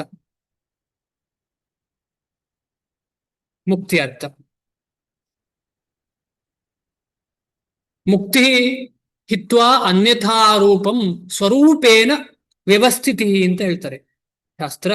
ಶ್ರೀಲ ಪ್ರಭುಪಾದರು ಭಗವದ್ಗೀತೆಯಲ್ಲಿ ಎಲ್ಲೋ ಬರೆದಿದ್ದಾರೆ, ಮುಕ್ತಿ ಹಿತ್ವಾ ಅನ್ಯಥಾರೂಪಂ ಸ್ವರೂಪೇನ ವ್ಯವಸ್ಥಿತಿ ಅಂತ ಹೇಳಿ. ಅದರ ಅರ್ಥ ಎಂತ ಅಂತ ಹೇಳಿದ್ರೆ, ನಮ್ಮ ನಿಜವಾದ ರೂಪ ಯಾವುದು? ನಮ್ಮ ನಿಜವಾದ ರೂಪ, ನಿಜವಾದ ರೂಪ ಜೀವ. ನಾವು ಜೀವ. ಈ ಜೀವದ ನಿಜವಾದ ರೂಪ ಯಾವುದು? ಜೀವೇರ ಸ್ವರೂಪ. ಚೈತನ್ಯ ಮಹಾಪ್ರಭು ಹೇಳ್ತಾರೆ, ಈ ಜೀವದ ಸ್ವರೂಪ ಏನು ಅಂತ ಹೇಳಿದ್ರೆ ಕೃಷ್ಣೇರ ನಿತ್ಯ ದಾಸ. ಯಾವತ್ತು ನಿತ್ಯ ಅಂತ ಹೇಳಿದ್ರೆ ಯಾವತ್ತು, ಅದಕ್ಕೆ ದಾಸ ಆಗ್ಲಿಕ್ಕಿಂತ ಇಲ್ಲ, ದಾಸ ಅಲ್ಲ ಅಂತ ಹೇಳಿಕ್ಕಿಲ್ಲ. ಈ ದೇಹ ಸಿಕ್ಕಿದ ಮೇಲೆ ದಾಸ, ಆದ್ರೆ ನಮಗೆ ಗೊತ್ತಿಲ್ಲ ನಾವು ದಾಸ ಅಂತ ಹೇಳಿ. ಕೃಷ್ಣೇರ ನಿತ್ಯ ದಾಸ. ಪ್ರತಿಯೊಂದು ಜೀವಿಗಳು ಭಗವಂತನ ದಾಸ. ಪ್ರತಿಯೊಂದು ಜೀವಿ. ನಾವು ಅಂದ್ಕೊಳ್ತೇವೆ ಅವರು ಭಕ್ತರಲ್ಲ, ಇವರು ಭಕ್ತರಲ್ಲ ಅಂತ. ಇವತ್ತು ಅವರು ಭಕ್ತರಾಗಿ ನಮಗೆ ಕಾಣ್ತಿಲ್ಲ, ಅವರು ಭಕ್ತರಲ್ಲ ಅಂತ ನಾವು ಹೇಳಲಿಕ್ಕೆ ಸಾಧ್ಯ ಇಲ್ಲ. ನಾವು ನಿನ್ನೆ ಭಕ್ತರಾಗಿರ್ಲಿಲ್ಲ, ಇವತ್ತೇನೋ ತಿಲಕ ಹಾಕಿದ್ದೇವೆ, ಇನ್ನು ನಮಗೆ ಭಕ್ತಿ ದೃಢವಾಗಿಲ್ಲ. ಆದ್ರೆ ನಾವು ಇನ್ನು ಮುಂದೆ ಹೋಗ್ತಾ ದೃಢರಾಗಬಹುದು ಅಂತ ಹೇಳಿ ನಮಗೆ ಸಂಪೂರ್ಣವಾದಂತಹ ನಂಬಿಕೆ, ಆಶ್ವಾಸನೆ ಭಗವಂತನು ಕೊಡ್ತಾನೆ. ನಂಬಿಕೆ ನಮಗೂ ಇದೆ, ಇರಬೇಕು ನಮಗೆ. ಆದ ಕಾರಣ ನಾವು ಇದನ್ನು ಅರ್ಥ ಮಾಡಬೇಕು. ನಿಜವಾದ ಒಂದು ಆತ್ಮ ಅಂದ್ರೆ ಲಿವಿಂಗ್ ಎಂಟಿಟಿಯ ಸ್ವರೂಪ ಏನು ಅಂತ ಹೇಳಿದ್ರೆ ಭಗವಂತನ ದಾಸ, ಸರ್ವೆಂಟ್ ಆಫ್ ಲಾರ್ಡ್ ಕೃಷ್ಣ. ಅದನ್ನ ನಾವು ಅರ್ಥ ಮಾಡ್ಕೋಬೇಕು. ಅದನ್ನ ಅರ್ಥ ಮಾಡ್ಲಿಲ್ಲ ಅಂತ ಹೇಳಿದ್ರೆ ನಮಗೆ ಯಾವತ್ತೂ ಈ ಒಂದು ಬಂಧನದಿಂದ ಹೊರಗೆ ಬರ್ಲಿಕ್ಕೆ ಸಾಧ್ಯ ಇಲ್ಲ. ನಮಗೆ ಒಂದೇ ಒಂದು ಬಂಧನದಿಂದ ಬರ್ಲಿಕ್ಕೆ ಏನು ಸಾಧ್ಯ ಅಂತ ಹೇಳಿದ್ರೆ ಕೃಷ್ಣನ ನಾನು ಭಕ್ತ ಅಂತ ಹೇಳಿ. ಒಂದ್ಸಲ ಏನಾಯ್ತು ಅಂತ ಹೇಳಿದ್ರೆ, ಶ್ರೀಲ ಪ್ರಭುಪಾದರ ಚಿಕ್ಕ ಒಂದು ಪ್ರೋಗ್ರಾಮ್ ಅಲ್ಲಿ ಯಾರೋ ಬಂದು ಕೇಳಿದ್ರಂತೆ ಒಂದು ಚಿಕ್ಕ ಹುಡುಗಿ ಹತ್ರ, ಯಾರು ದೇವರು ಅಂತ ಹೇಳಿ. ಆಗ ಹೇಳ್ತಾಳಂತೆ ಆ ಹುಡುಗಿ, ನಿಮ್ಗೆ ಗೊತ್ತಿಲ್ಲ ದೇವರು ಯಾರು ಅಂತ ಹೇಳಿ? ಕೃಷ್ಣನೇ ದೇವರು ಅಂತ. ಏನು ಅದ್ಭುತವಾದ supreme personality of god it is Krishna ಅಂತ ಹೇಳ್ತಾರೆ. ಪರಮೋತ್ತಮ ಪರಮಪುರುಷ ಕೃಷ್ಣ ಅಂತ ಆ ಮಗು ಹೇಳ್ತದಂತೆ. ನೋಡಿ, ಇಷ್ಟು ಚಿಕ್ಕ ಮಗು, ಅದೇ ಸಂಸ್ಕಾರ ಬೆಳೆಸೋದು ಅಂತ ಹೇಳಿ. ಅದೇ ಮಗುವಿಗೆ ಬೇರೆ ಏನೋ ಕಳಿಸಿದ್ರೆ ಬೇರೆ ಏನೋ ಆಗ್ತಾ ಇತ್ತು. ಅದ ಕಾರಣ ಈ ಶುದ್ಧ ಜ್ಞಾನವನ್ನ ಎಲ್ರಿಗೂ ತಲಿಸ್ಬೇಕು ನಾವು. ಯಾಕೆಂದ್ರೆ ಇದು ಶುದ್ಧವಾದಂತ ಜ್ಞಾನ. ಕೃಷ್ಣನೇ ಪರಮೋತ್ತಮ ಪರಮ ಪುರುಷ ಅಂತ ಹೇಳಿ ಇದರಲ್ಲಿ ಏನು ವ್ಯತ್ಯಾಸ ಇಲ್ಲ. ಯಾವುದೇ ಆಚಾರ್ಯರ ನಡುವೆ ತರ್ಕ ಇಲ್ಲ. ಶಂಕರಾಚಾರ್ಯ ಆಗಿರ್ಲಿ, ರಾಮಾನುಜಾಚಾರ್ಯರಾಗಿರ್ಲಿ, ಯಾರೇ ಆಗಿರ್ಲಿ, ಇದರಲ್ಲಿ ತರ್ಕವೇ ಇಲ್ಲ. ಕೃಷ್ಣನೇ ಪರಮೋತ್ತಮ ಅಥವಾ ವಿಷ್ಣು ಅಥವಾ ನಾರಾಯಣನೇ ಪರಮೋತ್ತಮ ಪರಮ ಪುರುಷ ಅಂತ ಹೇಳಿ ಏನೇ ತರ್ಕ ಇಲ್ಲ. ಅಥವಾ ವಿಷ್ಣು ತತ್ವವೇ ಪರಮ ಅಂತ ಹೇಳೋದ್ರಲ್ಲಿ ಏನು ತರ್ಕ ಇಲ್ಲ. ಈ ತರ್ಕ ಎಲ್ಲೂ ನಾವು ನೋಡ್ಲಿಕ್ಕೆ ಸಾಧ್ಯ ಇಲ್ಲ ಸನಾತನ ಧರ್ಮದ ಶಾಸ್ತ್ರದಲ್ಲಿ. ಆದ ಕಾರಣ ಇದನ್ನು ನಾವು ಆಕ್ಸೆಪ್ಟ್ ಮಾಡಲೇಬೇಕು. ಉದಾಹರಣೆಗೆ ನಮ್ಮ ಭಗವತ್ಪಾದ ಶಂಕರಾಚಾರ್ಯರು ಏನ್ ಹೇಳ್ತಾರೆ ಅಂತ ಹೇಳಿ ನಮಗೆ ಅರ್ಥ ಆಗ್ತದೆ. ನಾರಾಯಣ ಪರಹ ಅವ್ಯಕ್ತ ಅಂದ್ರೆ ಪರ ಅಂತ ಹೇಳಿದ್ರೆ ಅಲ್ಲಿಂದ ಅದರಿಂದ ಮೇಲೆ ಯಾರು ಇಲ್ಲ. ಯಾರು? ನಾರಾಯಣನ ಮೇಲೆ ಯಾರು ಇಲ್ಲ. ಪರಹ ಅವ್ಯಕ್ತಾತ್, ಅವ್ಯಕ್ತಕ್ಕಿಂತ ಮೇಲೆ ಪರ. ವ್ಯಕ್ತ ಅಂತ ಹೇಳಿದ್ರೆ ಇಲ್ಲಿ ಕಾಣ್ತಾ ಇರುವಂಥದ್ದು, ಅವ್ಯಕ್ತ ಅಂತ ಹೇಳಿದ್ರೆ ಇಲ್ಲಿ ಕಾಣದೇ ಇರುವಂಥದ್ದು. ಕಾಣದೇ ಇರುವುದರಲ್ಲಿ ಮೇಲೆ ಇರುವುದು ಯಾರು? ನಾರಾಯಣ. ನಾರಾಯಣ ಪರಹ ಅವ್ಯಕ್ತ. ಅದಕ್ಕೋಸ್ಕರ ಬರ್ದಿದ್ದಾರೆ, ಭಜ ಗೋವಿಂದಂ ಭಜ ಗೋವಿಂದಂ ಗೋವಿಂದಂ ಭಜ ಮೂಢಮತೆ ಅಂತ ಹೇಳಿ. ನೀವೆಲ್ಲ ಕೇಳಿದಿರಿ ಈ ಹಾಡನ್ನ. ಮೂಢ ನನಗೆ ಹೇಳ್ತಾ ಇದ್ದಾರೆ, ಏ ಮೂಢ, ಯಾವತ್ತು ನೀನು ಭಗವಂತ ಗೋವಿಂದನ ಸ್ಮರಣೆಯನ್ನು ಮಾಡ್ತಾ ಇರು. ಗೋವಿಂದನ ಸ್ಮರಣೆಯನ್ನು ಮಾಡ್ತಾ ಇದ್ರೆ ಏನಾಗ್ತದೆ? ನಿನಗೆ ಯಾವ ಬಂಧನವೂ ಇರುವುದಿಲ್ಲ. ಆದುದರಿಂದ ಅವರು ಪರಿಪೂರ್ಣ ಶಾಂತಿಯಲ್ಲಿರುತ್ತಾರೆ. ಯಾರೋ ಕೃಷ್ಣ ಪ್ರಜ್ಞೆಯಲ್ಲಿ ಇರುವರು. ಈ ರೀತಿಯಲ್ಲಿ ಎಲ್ಲಾ ಕಾಮನೆಗಳನ್ನು ಬಿಟ್ಟವರು ಹೇಗಿರ್ತಾರೆ ಅಂತ ಹೇಳಿ ನೋಡಿ. ವಿಹಾಯ ಕಾಮಾನ್ಯ ಸರ್ವಾನ್ ಪುಮಾಂ ಚರತಿ ನಿಸ್ಪೃಹ ನಿರ್ಮಮೋ ನಿರಹಂಕಾರ ಸಶಾಂತಿಂ ಅಧಿಗಚ್ಚತಿ. ಎಲ್ಲ ಕಾಮನೆಗಳನ್ನ ನಿಗ್ರಹಿಸಿದವರಿಗೆ ಪೂರ್ಣವಾದ ಶಾಂತಿಯು ಸಿಗುತ್ತದೆ. ಹರೇ ಕೃಷ್ಣ. ಅನುವಾದ: ಯಾವ ಮನುಷ್ಯನು ಇಂದ್ರಿಯ ತೃಪ್ತಿಯ ಎಲ್ಲ ಬಯಕೆಯನ್ನು ತ್ಯಜಿಸಿದ್ದಾನೋ, ಬಯಕೆಗಳಿಂದ ಮುಕ್ತನಾಗಿ ಬದುಕುತ್ತಾನೋ, ಒಡೆತನದ ಭಾವವನ್ನು ಸಂಪೂರ್ಣವಾಗಿ ಬಿಟ್ಟು ಬಿಟ್ಟಿದ್ದಾನೋ ಅಂತ ಅದ್ಭುತ ನೋಡಿದು. ಒಡೆತನ ನಮಗೆಲ್ಲರಿಗೂ ಇದ್ದದಿದು, ನಂದಿದು ನಂದಿದು ನಂದಿದು ಅಂತ ಹಿಡ್ಕೊಂಡಿದ್ದೇವೆ. ಭಗವದ್ಗೀತೆಯಲ್ಲಿ ಎಷ್ಟು ಬರೆದ್ರು ನಾವು ಮಾತ್ರ ಅದನ್ನೇ ಹಿಡ್ಕೊಂಡಿದ್ದೇವೆ. ಒಡೆತನದ ಭಾವವನ್ನು ಸಂಪೂರ್ಣವಾಗಿ ಬಿಟ್ಟು ಬಿಟ್ಟಿದ್ದಾನೋ ಮತ್ತು ಅಹಂಕಾರ ರಹಿತನಾಗಿದ್ದಾನೋ ಅವನು ಮಾತ್ರ ನಿಜವಾದ ಶಾಂತಿಯನ್ನು ಪಡೆಯಬಲ್ಲ. ಅಂದ್ರೆ ನಾವೆಲ್ಲ ಶಾಂತಿಯಲ್ಲಿ ಇಲ್ಲ. ಯಾಕೆ ಅಂತ ಹೇಳಿದ್ರೆ ಈ ಶ್ಲೋಕ ನಮ್ಮ ಜೀವನದಲ್ಲಿ ನಡಿಲೇ ಇಲ್ಲ. ನಡಿಬೇಕು ಅಂತ ಹೇಳಿದ್ರೆ ನಾವು ಇದು ಇದ್ದವರ ಹತ್ರ ಸೇವೆ ಮಾಡ್ತಾ ಇರಬೇಕು. ಭಾವಾರ್ಥ: ಕಾಮರಹಿತನಾಗಿರುವುದೆಂದರೆ ಇಂದ್ರಿಯ ತೃಪ್ತಿಗಾಗಿ ಏನನ್ನೂ ಬಯಸದಿರುವುದು. ನಮ್ಮ ಸ್ಟೇಜಲ್ಲಿ ಇಲ್ಲ ಇದು. ಬೇರೆ ಮಾತುಗಳಲ್ಲಿ ಹೇಳುವುದಾದರೆ ಕೃಷ್ಣ ಪ್ರಜ್ಞೆಯನ್ನು ಬಯಸುವುದೇ ವಾಸ್ತವವಾಗಿ ಕಾಮರಹಿತನಾಗಿರುವುದು. ಇದು ನಮಗೆ ಚಾನ್ಸ್ ಉಂಟು. ಫಸ್ಟ್ ಇಂದ್ರಲ್ಲಿ ಚಾನ್ಸ್ ಇಲ್ಲ ನಮಗೆ. ಬೇರೆ ಮಾತುಗಳಲ್ಲಿ ಹೇಳುವುದಾದರೆ ಅಂತ ಹೇಳ್ತಿದ್ದಾರಲ್ಲ ಶಿಲ ಪ್ರಭುಪಾದರು, ಆ ಒಂದು ಅಪರ್ಚುನಿಟಿ ನಮಗೆ ಸಿಗ್ತಾ ಉಂಟು. ಅದೇ ಒಂದು ನಮ್ಮ ಭಾಗ್ಯ. ಕೃಷ್ಣ ಪ್ರಜ್ಞೆಯನ್ನು ಬಯಸುವುದೇ ವಾಸ್ತವವಾಗಿ ಕಾಮರಹಿತನಾಗಿರುವುದು. ಅಂದ್ರೆ ಈಗ ನಾವು ಭಗವದ್ಗೀತೆ ಓದ್ತಾ ಇರುವಾಗ ನಮಗೆ ಏನೂ ಕಾಮ ಇಲ್ಲ. ನಮಗೆ ಒಂದೇ ಕಾಮ ಯಾವುದು ಅಂತ ಹೇಳಿದ್ರೆ ಭಗವಂತನ ಕೃಷ್ಣನ ಬಗ್ಗೆ ಕೇಳೋದು, ಮಾತಾಡೋದು, ಅವನ ಸೇವೆ ಮಾಡುವುದು. ಎಂತ ಅದ್ಭುತ ವಿಚಾರ. ಈಗ ನಮಗೆ ತನ್ನಿಂದ ತಾನವಾಗಿ ಈ ಕಾಮರಹಿತನಾಗ್ತೇವೆ ನಾವು. ಈ ಜಡದೇಹವೇ ತಾನು ಎಂಬ ಕಲ್ಪನೆಗೆ ಒಳಗಾಗದೆ, ಜಗತ್ತಿನಲ್ಲಿ ಯಾವುದಕ್ಕೂ ತಾನು ಒಡೆಯನೆಂದು ತಪ್ಪಾಗಿ ಭಾವಿಸದೆ, ತಾನು ಎಂದೆಂದೂ ಕೃಷ್ಣನ ಸೇವಕ ಎನ್ನುವ ತನ್ನ ನಿಜವಾದ ಸ್ಥಾನವನ್ನು ಅರ್ಥ ಮಾಡಿಕೊಳ್ಳುವುದೇ ಕೃಷ್ಣ ಪ್ರಜ್ಞೆಯ ಪರಿಪೂರ್ಣ ಸ್ಥಿತಿ. ನಾಹಂ ವಿಪ್ರೋ ನ ಚ ನರಪತಿರ್ನಾಪಿ ವೈಶ್ಯೋ ನ ಶೂದ್ರೋ ನಾಹಂ ವರ್ಣೀ ನ ನರಪತಿ ನೋ ವನಸ್ತೋಯತಿರ್ವ ಕಿಂತು ಪ್ರೋದ್ಯಂ ನಿಖಿಲ ಪರಮಾನಂದ ಪ್ರೇಮಾಮೃತಾಬ್ಧೆ ಗೋಪಿ ಭರ್ತೃ ಪದ ಕಮಲಯೋ ದಾಸಾನುದಾಸ. ಚೈತನ್ಯ ಮಹಾಪ್ರಭುಗಳು ಏನ್ ಹೇಳ್ತಾರೆ? ನಾನು ಗೋಪಿ ಭರ್ತೃ ಪದ ಕಮಲಯೋರ್ ದಾಸ ಅನುದಾಸ ಅಂತ. ಅಂದ್ರೆ ನಾವೇನ್ ಅಂದ್ಕೊಳ್ಬೇಕು? ನಾನು ಏನೂ ಇಲ್ಲ, ಭಗವದ್ ಭಕ್ತರ ದಾಸರ ದಾಸ. ಎಲ್ಲಿ ಕೆಳಗೆ ಇದ್ದಾನೆ ಒಬ್ಬ ದಾಸ ಅಂತ ಅನ್ಕೊಂಡ್ರು, ಯಾರು ಕೆಳಗಿಲ್ಲ ದಾಸ.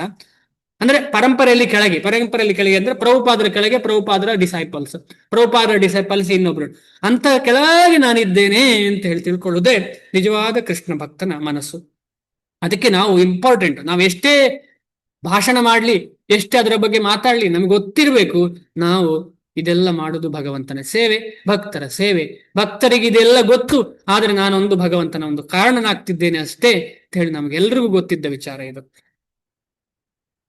ಗೋಪಿ ಭರ್ತೃ ಪದ ಕಮಲಯೋರ್ ದಾಸ. ತಾನು ಒಡೆಯನೆಂದು ತಪ್ಪಾಗಿ ಭಾವಿಸದೆ, ತಾನು ಎಂದೆಂದೂ ಕೃಷ್ಣನ ಸೇವಕ ಎನ್ನುವ ತನ್ನ ನಿಜವಾದ ಸ್ಥಾನವನ್ನು ಅರ್ಥ ಮಾಡಿಕೊಳ್ಳುವುದೇ ಕೃಷ್ಣ ಪ್ರಜ್ಞೆಯ ಪರಿಪೂರ್ಣ ಸ್ಥಿತಿ. ಈ ಪರಿಪೂರ್ಣ ಸ್ಥಿತಿಯಲ್ಲಿರುವವನು ಕೃಷ್ಣನೇ ಎಲ್ಲದರ ಒಡೆಯ. ಈಶಾವಾಸ್ಯಂ ಇದಂ ಸರ್ವಂ. ಎಲ್ಲವನ್ನು ಕೃಷ್ಣನ ಸಂತೃಪ್ತಿಗಾಗಿ ಬಳಸಬೇಕು ಎನ್ನುವುದನ್ನು ತಿಳಿದಿರುತ್ತಾನೆ. ಅರ್ಜುನನು ತನ್ನ ಇಂದ್ರಿಯ ತೃಪ್ತಿಗಾಗಿ ಯುದ್ಧವನ್ನು ಮಾಡಲು ಬಯಸಲಿಲ್ಲ. ಆದರೆ ಅವನು ಸಂಪೂರ್ಣವಾಗಿ ಕೃಷ್ಣ ಪ್ರಜ್ಞೆಯನ್ನು ಪಡೆದಾಗ ತಾನು ಅಂದ್ರೆ ಅರ್ಜುನನು ಯುದ್ಧ ಮಾಡಬೇಕೆಂದು ಕೃಷ್ಣನು ಬಯಸುತ್ತಾನೆ ಎನ್ನುವುದಕ್ಕಾಗಿ ಯುದ್ಧ ಮಾಡಿದ. ಅವನಿಗೆ ಯುದ್ಧ ಮಾಡ್ಲಿಕ್ಕೆ ಇಷ್ಟ ಇರಲಿಲ್ಲ, ಆದ್ರೆ ಕೃಷ್ಣ ಬಯಸ್ತಾನೆ ಅಂತ ಹೇಳಿ ಯುದ್ಧ ಮಾಡಿದ. ಆದರೆ ಅದೇ ಅರ್ಜುನನು ಕೃಷ್ಣನಿಗಾಗಿ ತನ್ನಿಂದಾದಷ್ಟು ಸಾಮರ್ಥ್ಯದಿಂದ ಯುದ್ಧ ಮಾಡಿದ. ನಿಜವಾಗಿ ಕಾಮವಿಲ್ಲದಿರುವುದೆಂದರೆ ಕೃಷ್ಣನನ್ನು ತೃಪ್ತಿಪಡಿಸಬೇಕೆಂಬ ಬಯಕೆ. ಕಾಮ ಇಲ್ಲ ಅಂದ್ರೆ ಏನು? ಕೃಷ್ಣನನ್ನು ಸೇವೆ ಮಾಡುವುದೇ ಕಾಮ ಇಲ್ಲದ ಸ್ಟೇಜು. ಬಯಕೆಗಳನ್ನು ತೊಡೆದು ಹಾಕಬೇಕೆಂಬ ಕೃತಕ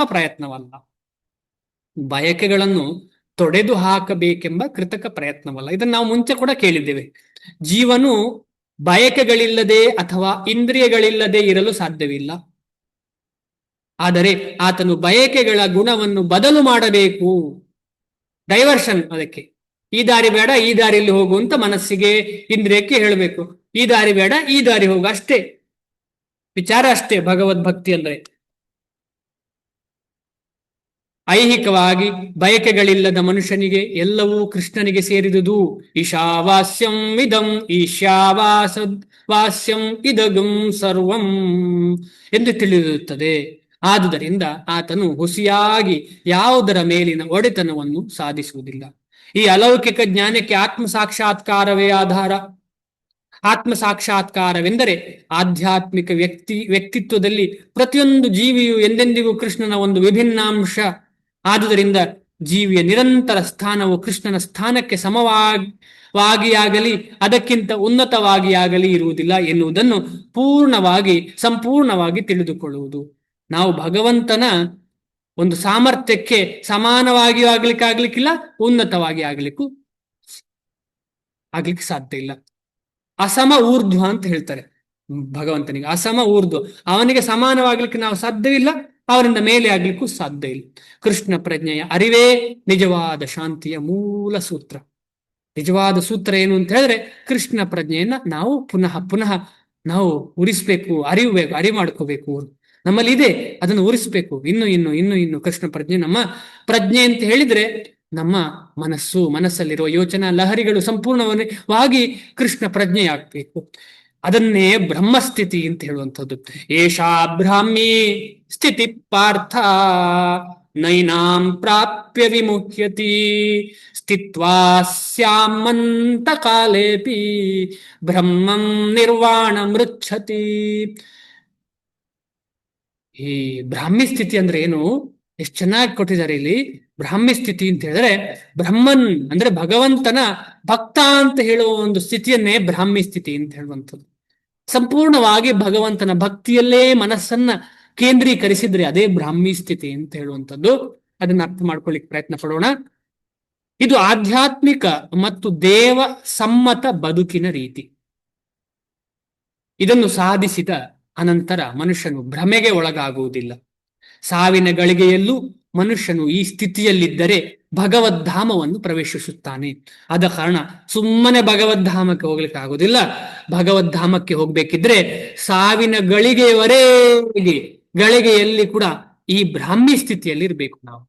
ಅದಕ್ಕೋಸ್ಕರ ಯಾವಾಗ ನಮಗೆ ಕೃಷ್ಣ ಪ್ರಜ್ಞೆ ಇದೆ ಅಂತ ಗೊತ್ತಾಯ್ತು, ಅವತ್ತೇ ನಾವು ಶುರು ಮಾಡಬೇಕು.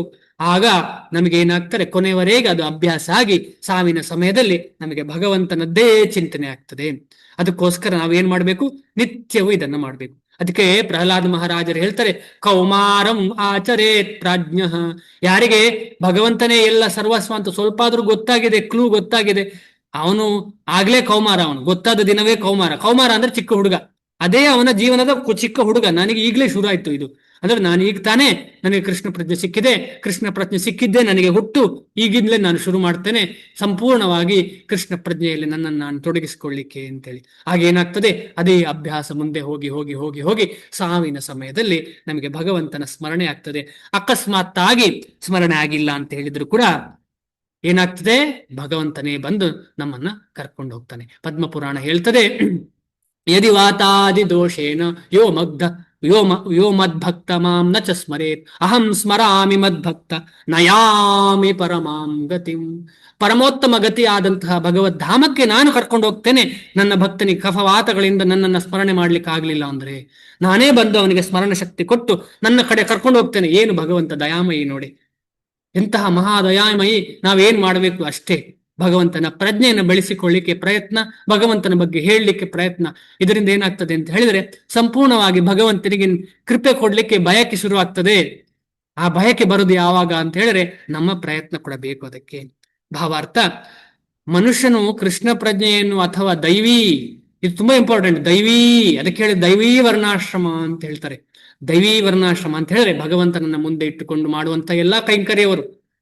ಈ ನಾನು ಹೇಳಿದ್ನಲ್ಲ ಆಗ, ಆ ಕೆಲಸ ಮಾಡುವಾಗ ಅಲ್ಲಿ ಹೋಗ್ತೇನೆ, ಇದೆಲ್ಲ ದೈವಿ ವರ್ಣಾಶ್ರಮ ಅಲ್ಲದಿದ್ರು ಕೂಡ ಏನೋ ಒಂದು ಬೆಟರ್ ಅಲ್ಲಿ, ಅಂದ್ರೆ ಮುಂಚೆ ಹೇಳಿದ ವರ್ಣಾಶ್ರಮ ಸ್ಥಿತಿಗೆ ಬರುವುದು ಅಷ್ಟು ಸುಲಭ ಇಲ್ಲ. ಅದಕ್ಕೋಸ್ಕರ ನಾವು ಜಾಸ್ತಿ ಜಪ ಮಾಡ್ಬೇಕು. ಈಗ ನಾವು ಯಾರು ವರ್ಣಾಶ್ರಮದಲ್ಲಿ ಇಲ್ಲ, ದೈವಿ ವರ್ಣಾಶ್ರಮದಲ್ಲೂ ಇಲ್ಲ, ನಾವು ಅಲ್ಲಿಗೆ ತಲುಪಬೇಕು. ಆದ ಕಾರಣ ಅದೇ ಒಂದು ಸ್ಟೆಪ್ಪಿಂಗ್ ಸ್ಟೋನ್ ಭಕ್ತಿಗೆ. ನಾವು ಅನ್ಕೊಳ್ತೇವೆ ನಾವು ಭಕ್ತರಾಗಿದ್ದೇವೆ ಅಂತ ಹೇಳಿ, ನಾವು ಭಕ್ತರಾಗಿಲ್ಲ. ಯಾಕೆಂದ್ರೆ ವರ್ಣಾಶ್ರಮವನ್ನೇ ನಾವು ಫಾಲೋ ಮಾಡ್ತಿಲ್ಲ. ವರ್ಣಾಶ್ರಮ ಫಾಲೋ ಮಾಡ್ಲಿಲ್ಲ ಅಂತ ಹೇಳಿದ್ರೆ ಅರ್ಥ ಏನು, ನಾವು ಭಕ್ತರಾಗಿದ್ದೇವೆ ಅಂದ್ರೆ ಕೆಳಗಿನ ಸ್ಟೆಪ್ ಹಾಕದೆ ಜಂಪ್ ಮಾಡಿದ್ದು ಅಂತ ಅರ್ಥ. ಜಂಪ್ ಮಾಡಿದ್ರೆ ಏನ್ ಅರ್ಥ, ಕೆಳಗಿನ ಸ್ಟೆಪ್ ಶಾಸ್ತ್ರದಲ್ಲಿ ಕಾಲಿಡ್ಲೇಬೇಕು, ಕಾಲಿಡ್ಲೇಬೇಕು. ಆದ ಕಾರಣ ನಾವು ಜಪ ಮಾಡ್ತಾ ಮಾಡ್ತಾ ಮಾಡ್ತಾ ಮಾಡ್ತಾ ಆಮೇಲೆ ಸಾಧನೆ ಮಾಡ್ತಾ ಮಾಡ್ತಾ ನಿಧಾನವಾಗಿ ಈ ವರ್ಣಾಶ್ರಮ ಕೂಡ ನಮ್ಮ ಜೀವನದಲ್ಲಿ ಅಳವಡಿಸಿಕೊಳ್ತದೆ ತನ್ನಿಂದ ತಾನಾಗಿ. ಅದನ್ನು ನಾವು ಮಾಡಲೇಬೇಕು ಅಂತಿಲ್ಲ, ನಿಧಾನವಾಗಿ ಅದೇ ನಮ್ಮ ಜೀವನದಲ್ಲಿ ಬರ್ತದೆ. ಆ ಸ್ಥಿತಿಗೆ ನಾವು ತಲುಪಬೇಕು. ಆ ಸ್ಥಿತಿಗೆ ಅಷ್ಟು ಸುಲಭ ಇಲ್ಲ. ಆದ ಕಾರಣ ದೈವೀ ಬದುಕನ್ನು ನಾವು ಈಗಲೇ ಮಾಡ್ಲಿಕ್ಕೆ ಶುರು ಮಾಡಬೇಕು. ಅಂದ್ರೆ ಶಾಸ್ತ್ರದಲ್ಲಿ ಹೇಳಿದಂತಹ ವಿಚಾರಗಳನ್ನ ಅದಕ್ಕೆ ನಾವು ಕರ್ಮ ಮಾಡಬೇಕು. ಆ ಕರ್ಮ ಹೇಗಿರಬೇಕು? ವರ್ಣ ಮತ್ತು ಆಶ್ರಮಕ್ಕೆ ಅನುಗುಣವಾದಂತಹ ಭಗವಂತನನ್ನ ಪ್ರೀತಿಗೊಳಿಸುವಂತಹ ಕರ್ಮವಾಗಿರ್ಬೇಕು. ಆ ಕರ್ಮವನ್ನು ಮಾಡಲಿಕ್ಕೆ ನಾವೆಲ್ಲ ಪ್ರಯತ್ನ ಪಡೋಣ. ನಮ್ಮ ನಿತ್ಯ ಜೀವನದಲ್ಲಿ ಅಂದ್ರೆ ನಿಮಿತ್ತವಾದಂತಹ ಈ ಜೀವನ, ಈ ದೇಹದ ನಿಮಿತ್ತವಾದಂತಹ ಈ ಜೀವನಕ್ಕೆ ನಾವು ಆದಷ್ಟು ಭಗವಂತನ ಒಂದು ಕನೆಕ್ಷನ್ ಕೊಟ್ಟು ಜೀವನ ಮಾಡಬೇಕು. ಇದು ವಸ್ತುಸ್ಥಿತಿಯನ್ನು ಅರ್ಥ ಮಾಡಿಕೊಂಡು ಒಪ್ಪಿಕೊಳ್ಳುವುದನ್ನು ಅವಲಂಬಿಸಿದೆ. ನೋಡಿ ಎಷ್ಟು ಕ್ಲೀನ್ ಆಗಿದೆ. ನಮ್ಮ ವಸ್ತುಸ್ಥಿತಿ ಏನು, ನಾವು ಎಲ್ಲಿದ್ದೇವೆ ಅದನ್ನು ಅರ್ಥ ಮಾಡಿಕೊಂಡು ಒಪ್ಪಿಕೊಳ್ಳುವುದನ್ನು ಅವಲಂಬಿಸಿದೆ. ಎಷ್ಟು ಇಂಪಾರ್ಟೆಂಟ್ ಇದನ್ನು ಅಂತ ಹೇಳಿದ್ರೆ, ನಾನೀಗ ಯಾರ ಮನೆಯಲ್ಲಿದ್ದೇನೆ, ಎಲ್ಲಿದ್ದೇನೆ, ನನ್ನ ಹೆಂಡತಿ ಯಾರು, ಮಕ್ಕಳು ಯಾರು, ಗಂಡ ಯಾರು, ಅವರೆಲ್ಲ ಹೇಗಿದ್ದಾರೆ, ಅದನ್ನೆಲ್ಲ ನಾವು ನೋಡಬೇಕು. ನಾವು ಮೇಲೆ ನಿಂತು, ಬೆಟ್ಟದ ಮೇಲೆ ನಿಂತು ಹೇಗೆ ಎಲ್ಲಾ ಜಾಗೆಯನ್ನು ನೋಡ್ತೇವೆ, ಅದೇ ರೀತಿ ನಾವು ಎಲ್ಲವನ್ನು ವೀಕ್ಷಣೆ ಮಾಡಿ ನನ್ನ ಲೆವೆಲ್ ಯಾವುದು, ನಾನು ಹೇಗೆ ಮುಂದೆ ಹೋಗ್ಬೋದು ಕೃಷ್ಣ ಪ್ರಜ್ಞೆಯಲ್ಲಿ ಅಂತ ಯೋಚನೆ ಮಾಡಬೇಕು. ಖಟ್ವಾಂಗ ಮಹಾರಾಜನು ಸಾಯುವುದಕ್ಕೆ ಕೆಲವೇ ನಿಮಿಷಗಳ ಮೊದಲು ಕೃಷ್ಣನಿಗೆ ಶರಣಾಗತನಾಗಿ ಈ ಸ್ಥಿತಿಯನ್ನು ಸಾಧಿಸಿದನು. ಅವನು ಖಟ್ವಾಂಗ ಮಹಾರಾಜ ಸಾಯೋದಕ್ಕೆ ಕೆಲವೇ ನಿಮಿಷಗಳ ಮೊದಲು ಕೃಷ್ಣನಿಗೆ ಸಂಪೂರ್ಣ ಶರಣಾದನಂತೆ. ನಮಗೆ ಈ ಉದಾಹರಣೆ ತಗೊಳ್ಬಾರದು. ನಾನು ಈಗ ಏನು ಮಾಡೋದಿಲ್ಲ, ಲಾಸ್ಟಿಗೆ ಆಗುವಾಗ ನಾನು ಕೃಷ್ಣ ಅಂತ ಹೇಳ್ತೇನೆ. ಹಾಗೆ ಸುಲಭ ಅಲ್ವಾ? ಹಾಗೆ ಸಾಧ್ಯವೇ ಇಲ್ಲ. ಅದು ಖಟ್ವಾಂಗ ಮಹಾರಾಜನಿಗೆ ಸಾಧ್ಯ. ಯಾಕೆಂತ ಹೇಳಿದ್ರೆ ಅವನು ಸಾಧಕವ. ಯಾಕಂದ್ರೆ ತುಂಬಾ ಸಾಧನೆ ಮಾಡಿದ ಕಾರಣ ರಾಜ ಆಗಿದ್ದಾನೆ ಅವನು. ಸುಮ್ಮನೆ ನಾವೆಲ್ಲ ರಾಜರ ಇಲ್ಲ. ಆದ ಕಾರಣ ನಾವು ನಿತ್ಯವೂ ಭಗವಂತನ ಸ್ಮರಣೆ ಮಾಡಬೇಕು. ನಿರ್ವಾಣ ಅಂದರೆ ಐಹಿಕ ಬದುಕಿನ ಪ್ರಕ್ರಿಯೆಯನ್ನು ಕೊನೆಗಾಣಿಸುವುದು. ಇದು ಬೌದ್ಧರು ತುಂಬಾ ಉಪಯೋಗಿಸ್ತಾರೆ ಈ ಒಂದು ಪದವನ್ನ, ನಿರ್ವಾಣ ಅಂತ ಹೇಳಿ. ಅವ್ರೇನ್ ಹೇಳಿದ್ರೆ, ನಿರ್ವಾಣ ಅಂತ ಹೇಳಿದ್ರೆ ಈ ಭೌತಿಕವಾದಂತಹ ಎಲ್ಲ ತೊಂದರೆಗಳಿಂದ ಮೇಲೆ ಬರುವುದು ಅಂತ ಅರ್ಥ. ಅದನ್ನು ಸ್ಟಾಪ್ ಮಾಡುದು ಅಷ್ಟೇ. ಬೌದ್ಧ ಸಿದ್ಧಾಂತದ ಪ್ರಕಾರ ಐಹಿಕ ಬದುಕು ಮುಗಿದ ಅನಂತರ ಶೂನ್ಯ ಮಾತ್ರವೇ ಇರುತ್ತದೆ. ಮೊನ್ನೆ ಹೇಳಿದ್ನಲ್ಲ ನಾನು, ಆತ್ಮವೇ ಇಲ್ಲ, ಬರೀ ಶೂನ್ಯ, ಏನಿಲ್ಲ, ಶೂನ್ಯಕ್ಕೋಸ್ಕರ ಏನ್ ಮಾಡ್ಬೇಕು? ಇದೆಲ್ಲ ಮಾಡ್ಬೇಕಾ? ಆದರೆ ಭಗವದ್ಗೀತೆಯ ಉಪದೇಶವೇ ಭಿನ್ನವಾಗಿದೆ. ಭಗವದ್ಗೀತೆಯದ್ದು ಮಾತ್ರ ಅಲ್ಲ, ಭಗವಂತನ ಉಪದೇಶವೇ ಭಿನ್ನವಾಗಿದೆ. ಈ ಐಹಿಕ ಬದುಕು ಕೊನೆಗೊಂಡ ಮೇಲೆ ವಾಸ್ತವ ಬದುಕು ಪ್ರಾರಂಭವಾಗುತ್ತದೆ. ಅದಕ್ಕೋಸ್ಕರ ಈ ದೇಹವನ್ನ ನಿಮಿತ್ತ ದೇಹ, ನಿಜವಾದ ದೇಹ, ಆಧ್ಯಾತ್ಮಿಕ ದೇಹ ಅದೇ ವಾಸ್ತವವಾದ ಬದುಕು. ಅದು ನಿಜವಾಗಿ ಶುರುವಾಗುವುದು ಯಾವಾಗ? ಈ ದೇಹ ಕಳಿಸಿಕೊಂಡ ಮೇಲೆ. ಈ ದೇಹ ನಾವೇನು ಅನ್ಕೊಳ್ತೇವೆ, ಇದೇ ನಮ್ಮ ನಿಜ ಜೀವನ ಅಂತ. ಇದು ನಿಮಿತ್ತವಾದ ಜೀವನ ಅಷ್ಟೇ. ಈ ದೇಹ ಇರುವವರೆಗೆ ಈ ಆತ್ಮಕ್ಕೆ ಒಂದು ಬಂಧ ಇದೆ. ಆದ ಕಾರಣ ಈ ಜೀವನ ನಿಮಿತ್ತವಾದ ಜೀವನ. ಭಕ್ತಿ ವಿನೋದ್ ಠಾಕೂರ್ ಮಹಾರಾಜರು ಹೇಳ್ತಾರೆ, ಶ್ರೀಲ ಪ್ರಭುಪಾದರ ಗುರುಗಳ ತಂದೆಯವರಾದಂತಹ ಪಿತರಾದಂತಹ ಭಕ್ತಿ ವಿನೋದ್ ಠಾಕೂರ್ ಹೇಳ್ತಾರೆ, ಅವರು ಬರೆದಂತಹ ಜೈವ ಧರ್ಮದಲ್ಲಿ ಹೇಳ್ತಾರೆ, ಇದೊಂದು ನಿಮಿತ್ತ ಅಷ್ಟೇ. ಈ ದೇಹ ಅಂತ ಹೇಳುದು ನಿಮಿತ್ತ ಈ ಆತ್ಮಕ್ಕೆ. ಆದ ಕಾರಣ ಅಂತ ನಿಮಿತ್ತವಾದ ಜೀವನ ನಾವು ನಡೆಸ್ತಾ ಇದ್ದೇವೆ. ಅದರ ಬಗ್ಗೆ ಹೆಚ್ಚು ತಲೆ ಕೊಡಿಸದೆ ನಿಮಿತ್ತ ಜೀವನದಲ್ಲಿ ನಾವು ವಾಸ್ತವವಾದಂತಹ ಜೀವನವನ್ನು ಶುರು ಮಾಡಬೇಕು. ಅದೇ ಭಗವದ್ ಭಕ್ತಿ. ಆಗ ನಾವು ಈ ದೇಹವನ್ನು ಕಳಿಸಿಕೊಂಡ ಮೇಲೆ ನಿಜವಾದ ವಾಸ್ತವದ ಜೀವನ ಆಗ್ಲಿಕ್ಕೆ ಶುರು ಆಗ್ತದೆ. ಜಡ ಐಹಿಕವಾದಿಗೆ ಈ ಬದುಕಿನ ಐಹಿಕ ರೀತಿಯನ್ನು ಕೊನೆಗಾಡಿಸಬೇಕು ಎಂದು ತಿಳಿದರೆ ಸಾಕು. ಆದರೆ ಆಧ್ಯಾತ್ಮಿಕವಾಗಿ ಮುಂದುವರಿದವರಿಗೆ ಈ ಐಹಿಕ ಬದುಕಿನಾಚೆ ಇನ್ನೊಂದು ಬದುಕಿದೆ. ಅವರಿಗೇನಿಲ್ಲ, ಋಣಂ ಕೃತ್ವ ಘೃತಂ ಪೀವೇತ್, ಯಾವಜ್ಜೀವೇ ಸುಖಂ ಜೀವೇತ್, ಭಸ್ಮೀಭೂತಸ್ಯ ದೇಹಸ್ಯ ಕುತಃ ಪುನರಾಗಮನಂ ಭವೇತ್. ಹೇಗೆ ಬರ್ತದೆ ಈ ಬೂದಿ ಆದಂತ ಈ ದೇಹ, ಸತ್ತ ಮೇಲೆ ಬೂದಿ ಆದಂತಹ ದೇಹ, ಇನ್ನೆಲ್ಲಿ ನಮಗೆ ಜೀವನ, ಇನ್ನೊಂದು ಪುನಃ ಹುಟ್ಟು ಉಂಟಾ? ಸುಖ ಪಡು ನೀನು ಅಂತ ಹೇಳಿ ಚಾರ್ವಾಕರು ಹೇಳ್ತಾರೆ. ಆದರೆ ಭಗವದ್ಭಕ್ತರ ಹಾಗೆಲ್ಲ, ನಾವು ಈಗ ಮಾಡ್ತಾ ಇರುವುದೆಲ್ಲ ವ್ಯರ್ಥ. ಭಗವದ್ಭಕ್ತಿ ಮಾತ್ರ ನಮಗೆ ಸಹಾಯ ಮಾಡುವಂಥದ್ದು. ಈ ದೇಹ ಹೋದ ಮೇಲೆ ನಮಗೆ ನಿಜವಾದ ಇನ್ನೊಂದು ಆಧ್ಯಾತ್ಮಿಕ ದೇಹ ಸಿಕ್ಕಿ ಭಗವಂತನ ಪ್ರೀತಿ, ಭಗವಂತನ ಸೇವೆ ಮಾಡ್ಲಿಕ್ಕಿದೆ. ಈ ಬದುಕನ್ನು ಕೊನೆಗಾಣಿಸುವ ಮೊದಲು ಮನುಷ್ಯನು ಕೃಷ್ಣ ಪ್ರಜ್ಞೆಯನ್ನು ಪಡೆಯುವಷ್ಟು ಭಾಗ್ಯಶಾಲಿಯಾದರೆ ಆತನು ಕೂಡಲೇ ಬ್ರಹ್ಮ ನಿರ್ವಾಣ ಹಂತವನ್ನು ಪಡೆಯುತ್ತಾನೆ. ಇದು ನಮ್ಮ ಭಾಗ್ಯ. ನೋಡಿ, ನಮ್ಮೆಲ್ಲರ ಭಾಗ್ಯ ಏನು ಅಂತ ಹೇಳಿ, ನಮ್ಮ ದೇಹವನ್ನ ಕೊನೆಗಾಣಿಸೋಕ್ಕಿಂತ ಮುಂಚೆಯೇ ನಮಗೆ ಭಗವದ್ಭಕ್ತಿಯ ಬಗ್ಗೆ ತಿಳ್ಕೊಳ್ಳಿಕ್ಕೆ ಅವಕಾಶ ಸಿಕ್ಕಿದೆ. ಇನ್ನು ಎಷ್ಟು ಮುಂದುವರಿಸ್ತೇವೆ ಅಂತ ಹೇಳಿ ನಮ್ಮ ಮೇಲೆ ಡಿಪೆಂಡ್ ಆಗಿ ಉಂಟು. ಆದ್ರೆ ನಮಗೆ ಒಂದು ಅವಕಾಶ ನಮ್ಗೆಲ್ರಿಗೂ ಸಿಕ್ಕಿದೆ ಭಗವದ್ ಭಕ್ತಿಯ ಬಗ್ಗೆ. ಆದ ಕಾರಣ ಈ ಬ್ರಹ್ಮ ನಿರ್ವಾಣ ಹಂತವನ್ನ ಪಡೆಯುತ್ತೇವೆ. ಬ್ರಹ್ಮ ನಿರ್ವಾಣ ಅಂದ್ರೆ ನಮಗೆ ಭೌತಿಕದಲ್ಲಿ ಎಳ್ಳಷ್ಟು ಆಸಕ್ತಿ ಇಲ್ಲದೆ ಸಂಪೂರ್ಣವಾಗಿ ಬ್ರಹ್ಮ ಬ್ರಹ್ಮ ಅಂತ ಹೇಳಿದ್ರೆ ಭಗವಂತ ಕೃಷ್ಣನ ಬಗ್ಗೆಯೇ ಚಿಂತನೆ ಶುರುವಾಗ್ತದೆ. ಭಗವಂತನ ರಾಜ್ಯಕ್ಕೂ ಭಗವಂತನ ಭಕ್ತಿಪೂರ್ವಕ ಸೇವೆಗೂ ವ್ಯತ್ಯಾಸವಿಲ್ಲ. ಅಂದ್ರೆ ನಾವಿಲ್ಲಿ ಭಕ್ತಿಪೂರ್ವಕ ಸೇವೆ ಮಾಡಿದ್ದೇವೆ ಅಂದ್ರೆ ಗೋಲೋಕದಲ್ಲಿ ಇದ್ದೇವೆ ಅಂತ ಅರ್ಥ. ಭಗವಂತನ ರಾಜ್ಯ ಅದು. ಅದಕ್ಕೋಸ್ಕರ ನಾನು ಮುಂಚೆ ಹೇಳಿದ್ದೇನೆ, ಶ್ರೀಲ ಪ್ರಭುಪಾದರು ಒಂದು ಕಡೆ ಹೇಳಿದ್ದಾರೆ, ಇದಕ್ಕೆ ಭಗವದ್ಧಾಮ ಅಂತಲೇ ಹೇಳ್ತಾರೆ ಭೂಮಿಯನ್ನು ಕೂಡ. ಅದು ಭೂಮಿ ಶಾಶ್ವತ ಅಲ್ಲದಿದ್ರು ಕೂಡ ಅದು ನಮಗೆ ಭಗವಂತನ ಭಕ್ತರಿಗೆ ಸಹಾಯ ಮಾಡುವಂತಹ ಜಾಗೆ. ಅವೆರಡು ಪರಾತ್ಪರ ನೆಲೆಯಲ್ಲಿರುವುದರಿಂದ ಭಗವಂತನ ಪ್ರೇಮಪೂರ್ವಕ ಆಧ್ಯಾತ್ಮಿಕ ಸೇವೆಯಲ್ಲಿ ನಿರತನಾಗಿರುವುದೆಂದರೆ ಆಧ್ಯಾತ್ಮಿಕ ರಾಜ್ಯವನ್ನು ಸಾಧಿಸಿದಂತೆ. ಆಹಾ, ಇಲ್ಲಿ ನಾವು ಸೇವೆ ಮಾಡುವುದು ಅಂತ ಹೇಳಿದ್ರೆ ನಾವು ಭಗವಂತನ ಧಾಮದಲ್ಲಿ ಇದ್ದೇವೆ ಅಂತ ಅರ್ಥ. ಅದಕ್ಕೆ ಶ್ರೀಲ ಪ್ರಭುಪಾದರು ಹೇಳ್ತಾರೆ, ಯಾರು ಕೃಷ್ಣನ ದೇವಸ್ಥಾನದಲ್ಲಿ ಇದ್ದಾರೋ ಅವರು ನಿಜವಾಗಿ ವೈಕುಂಠದಲ್ಲೇ ಇದ್ದಾರೆ ಅಂತೇಳಿ. ಆದ ಕಾರಣ ನಾವು ಪ್ರತಿ ದಿನವೂ ನಮ್ಮ ಮನೆಯನ್ನು ದೇವಸ್ಥಾನವಾಗಿ ಕನ್ವರ್ಟ್ ಮಾಡಬೇಕು. ಇಲ್ಲ ಅಂತ ಹೇಳಿದ್ರೆ ದೇವಸ್ಥಾನಕ್ಕೆ ವಾರಕ್ಕೆ ಒಂದು ಸಲ ಆದ್ರೂ ಹೋಗ್ಲಿಕ್ಕೆ ಪ್ರಯತ್ನ ಪಡಬೇಕು.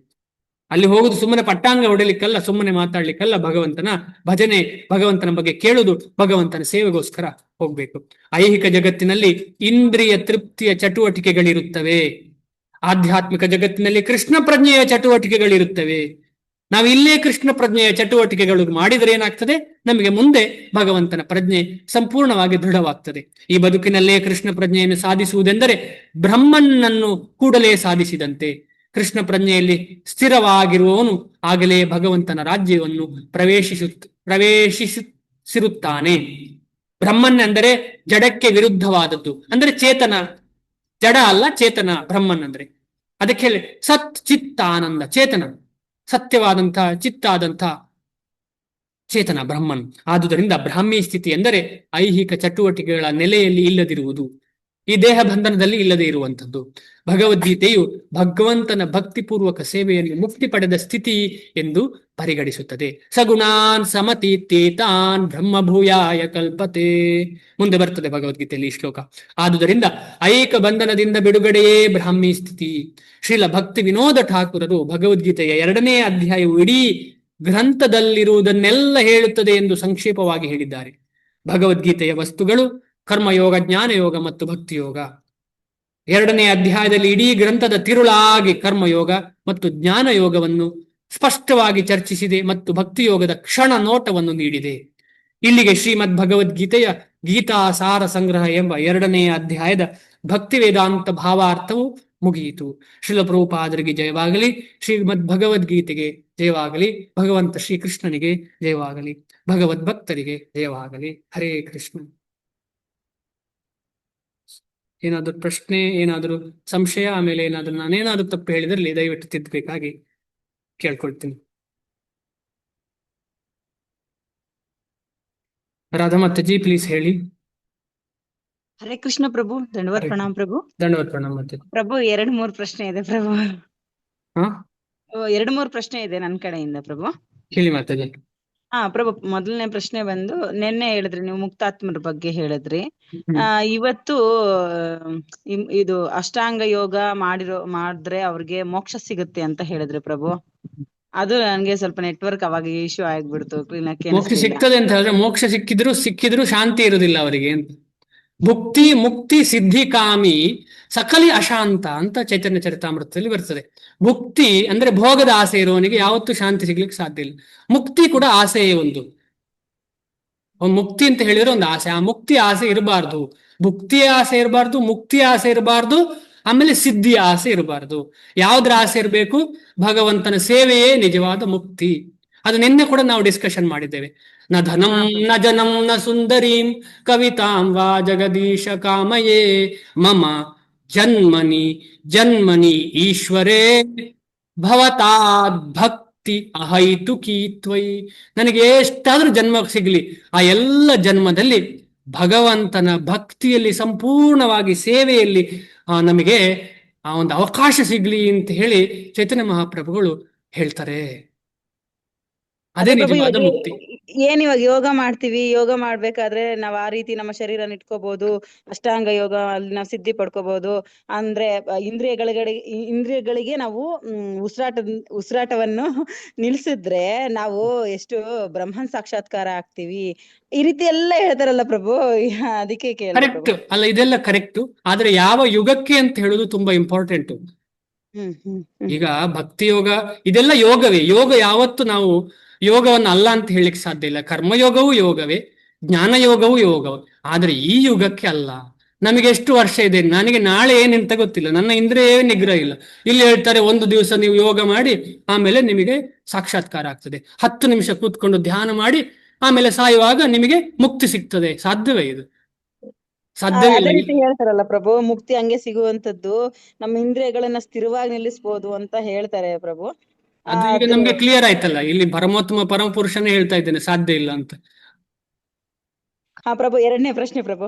ಈಗ Yes. ಅರ್ಜುನ ಅವ್ರ ಬಗ್ಗೆ ಹೇಳಿದ್ರಿ. ಅರ್ಜುನ ಅವರು ಅಂದ್ರೆ ಕೃಷ್ಣ ಅವರು ಹೇಳಿದ್ದಕ್ಕೆ ಯುದ್ಧ ಮಾಡಿದ್ರು ಅಂತ ಹೇಳಿದ್ರಿ ನೀವು. Correct. ಅದು ಅಂದ್ರೆ ಆಮೇಲೆ ಫಸ್ಟ್ ಅವ್ರು ಮೊದ್ಲಿಗೆ ಏನ್ ಹೇಳ್ತಾರೆ ಅಂತಂದ್ರೆ, ನಾನು ನನ್ನವ್ರನ್ನ ನಾನು ಕೊಲ್ಲುವುದಿಲ್ಲ ಅಂತ ಹೇಳ್ತಾರಲ್ಲ ಪ್ರಭು. ಅದು ಕಾಮನೇನ? ಅದು ಕೂಡ ಅವ್ರಿಗೆ, ಅದು ಇವಾಗ ನಾವೇನಾದ್ರೂ ಯಾರಿಗೋಸ್ಕರ ಆದ್ರೂನು ಹೇಳ್ತಿರ್ತೀವಲ್ಲ, ಅವ್ರಿಗೇನು ಆಗ್ಬಾರ್ದು, ಅವ್ರು ಕಾಮನೆ. ಚೆನ್ನಾಗಿರ್ಬೇಕು ಅಂತ. ಹ್ಮ್ ಹ್ಮ್ ಅರ್ಜುನನಿಗೆ ನಾನು ನನ್ನವರು ಅಂತ ಇದ್ದದ್ದು ಕಾಮನೆ.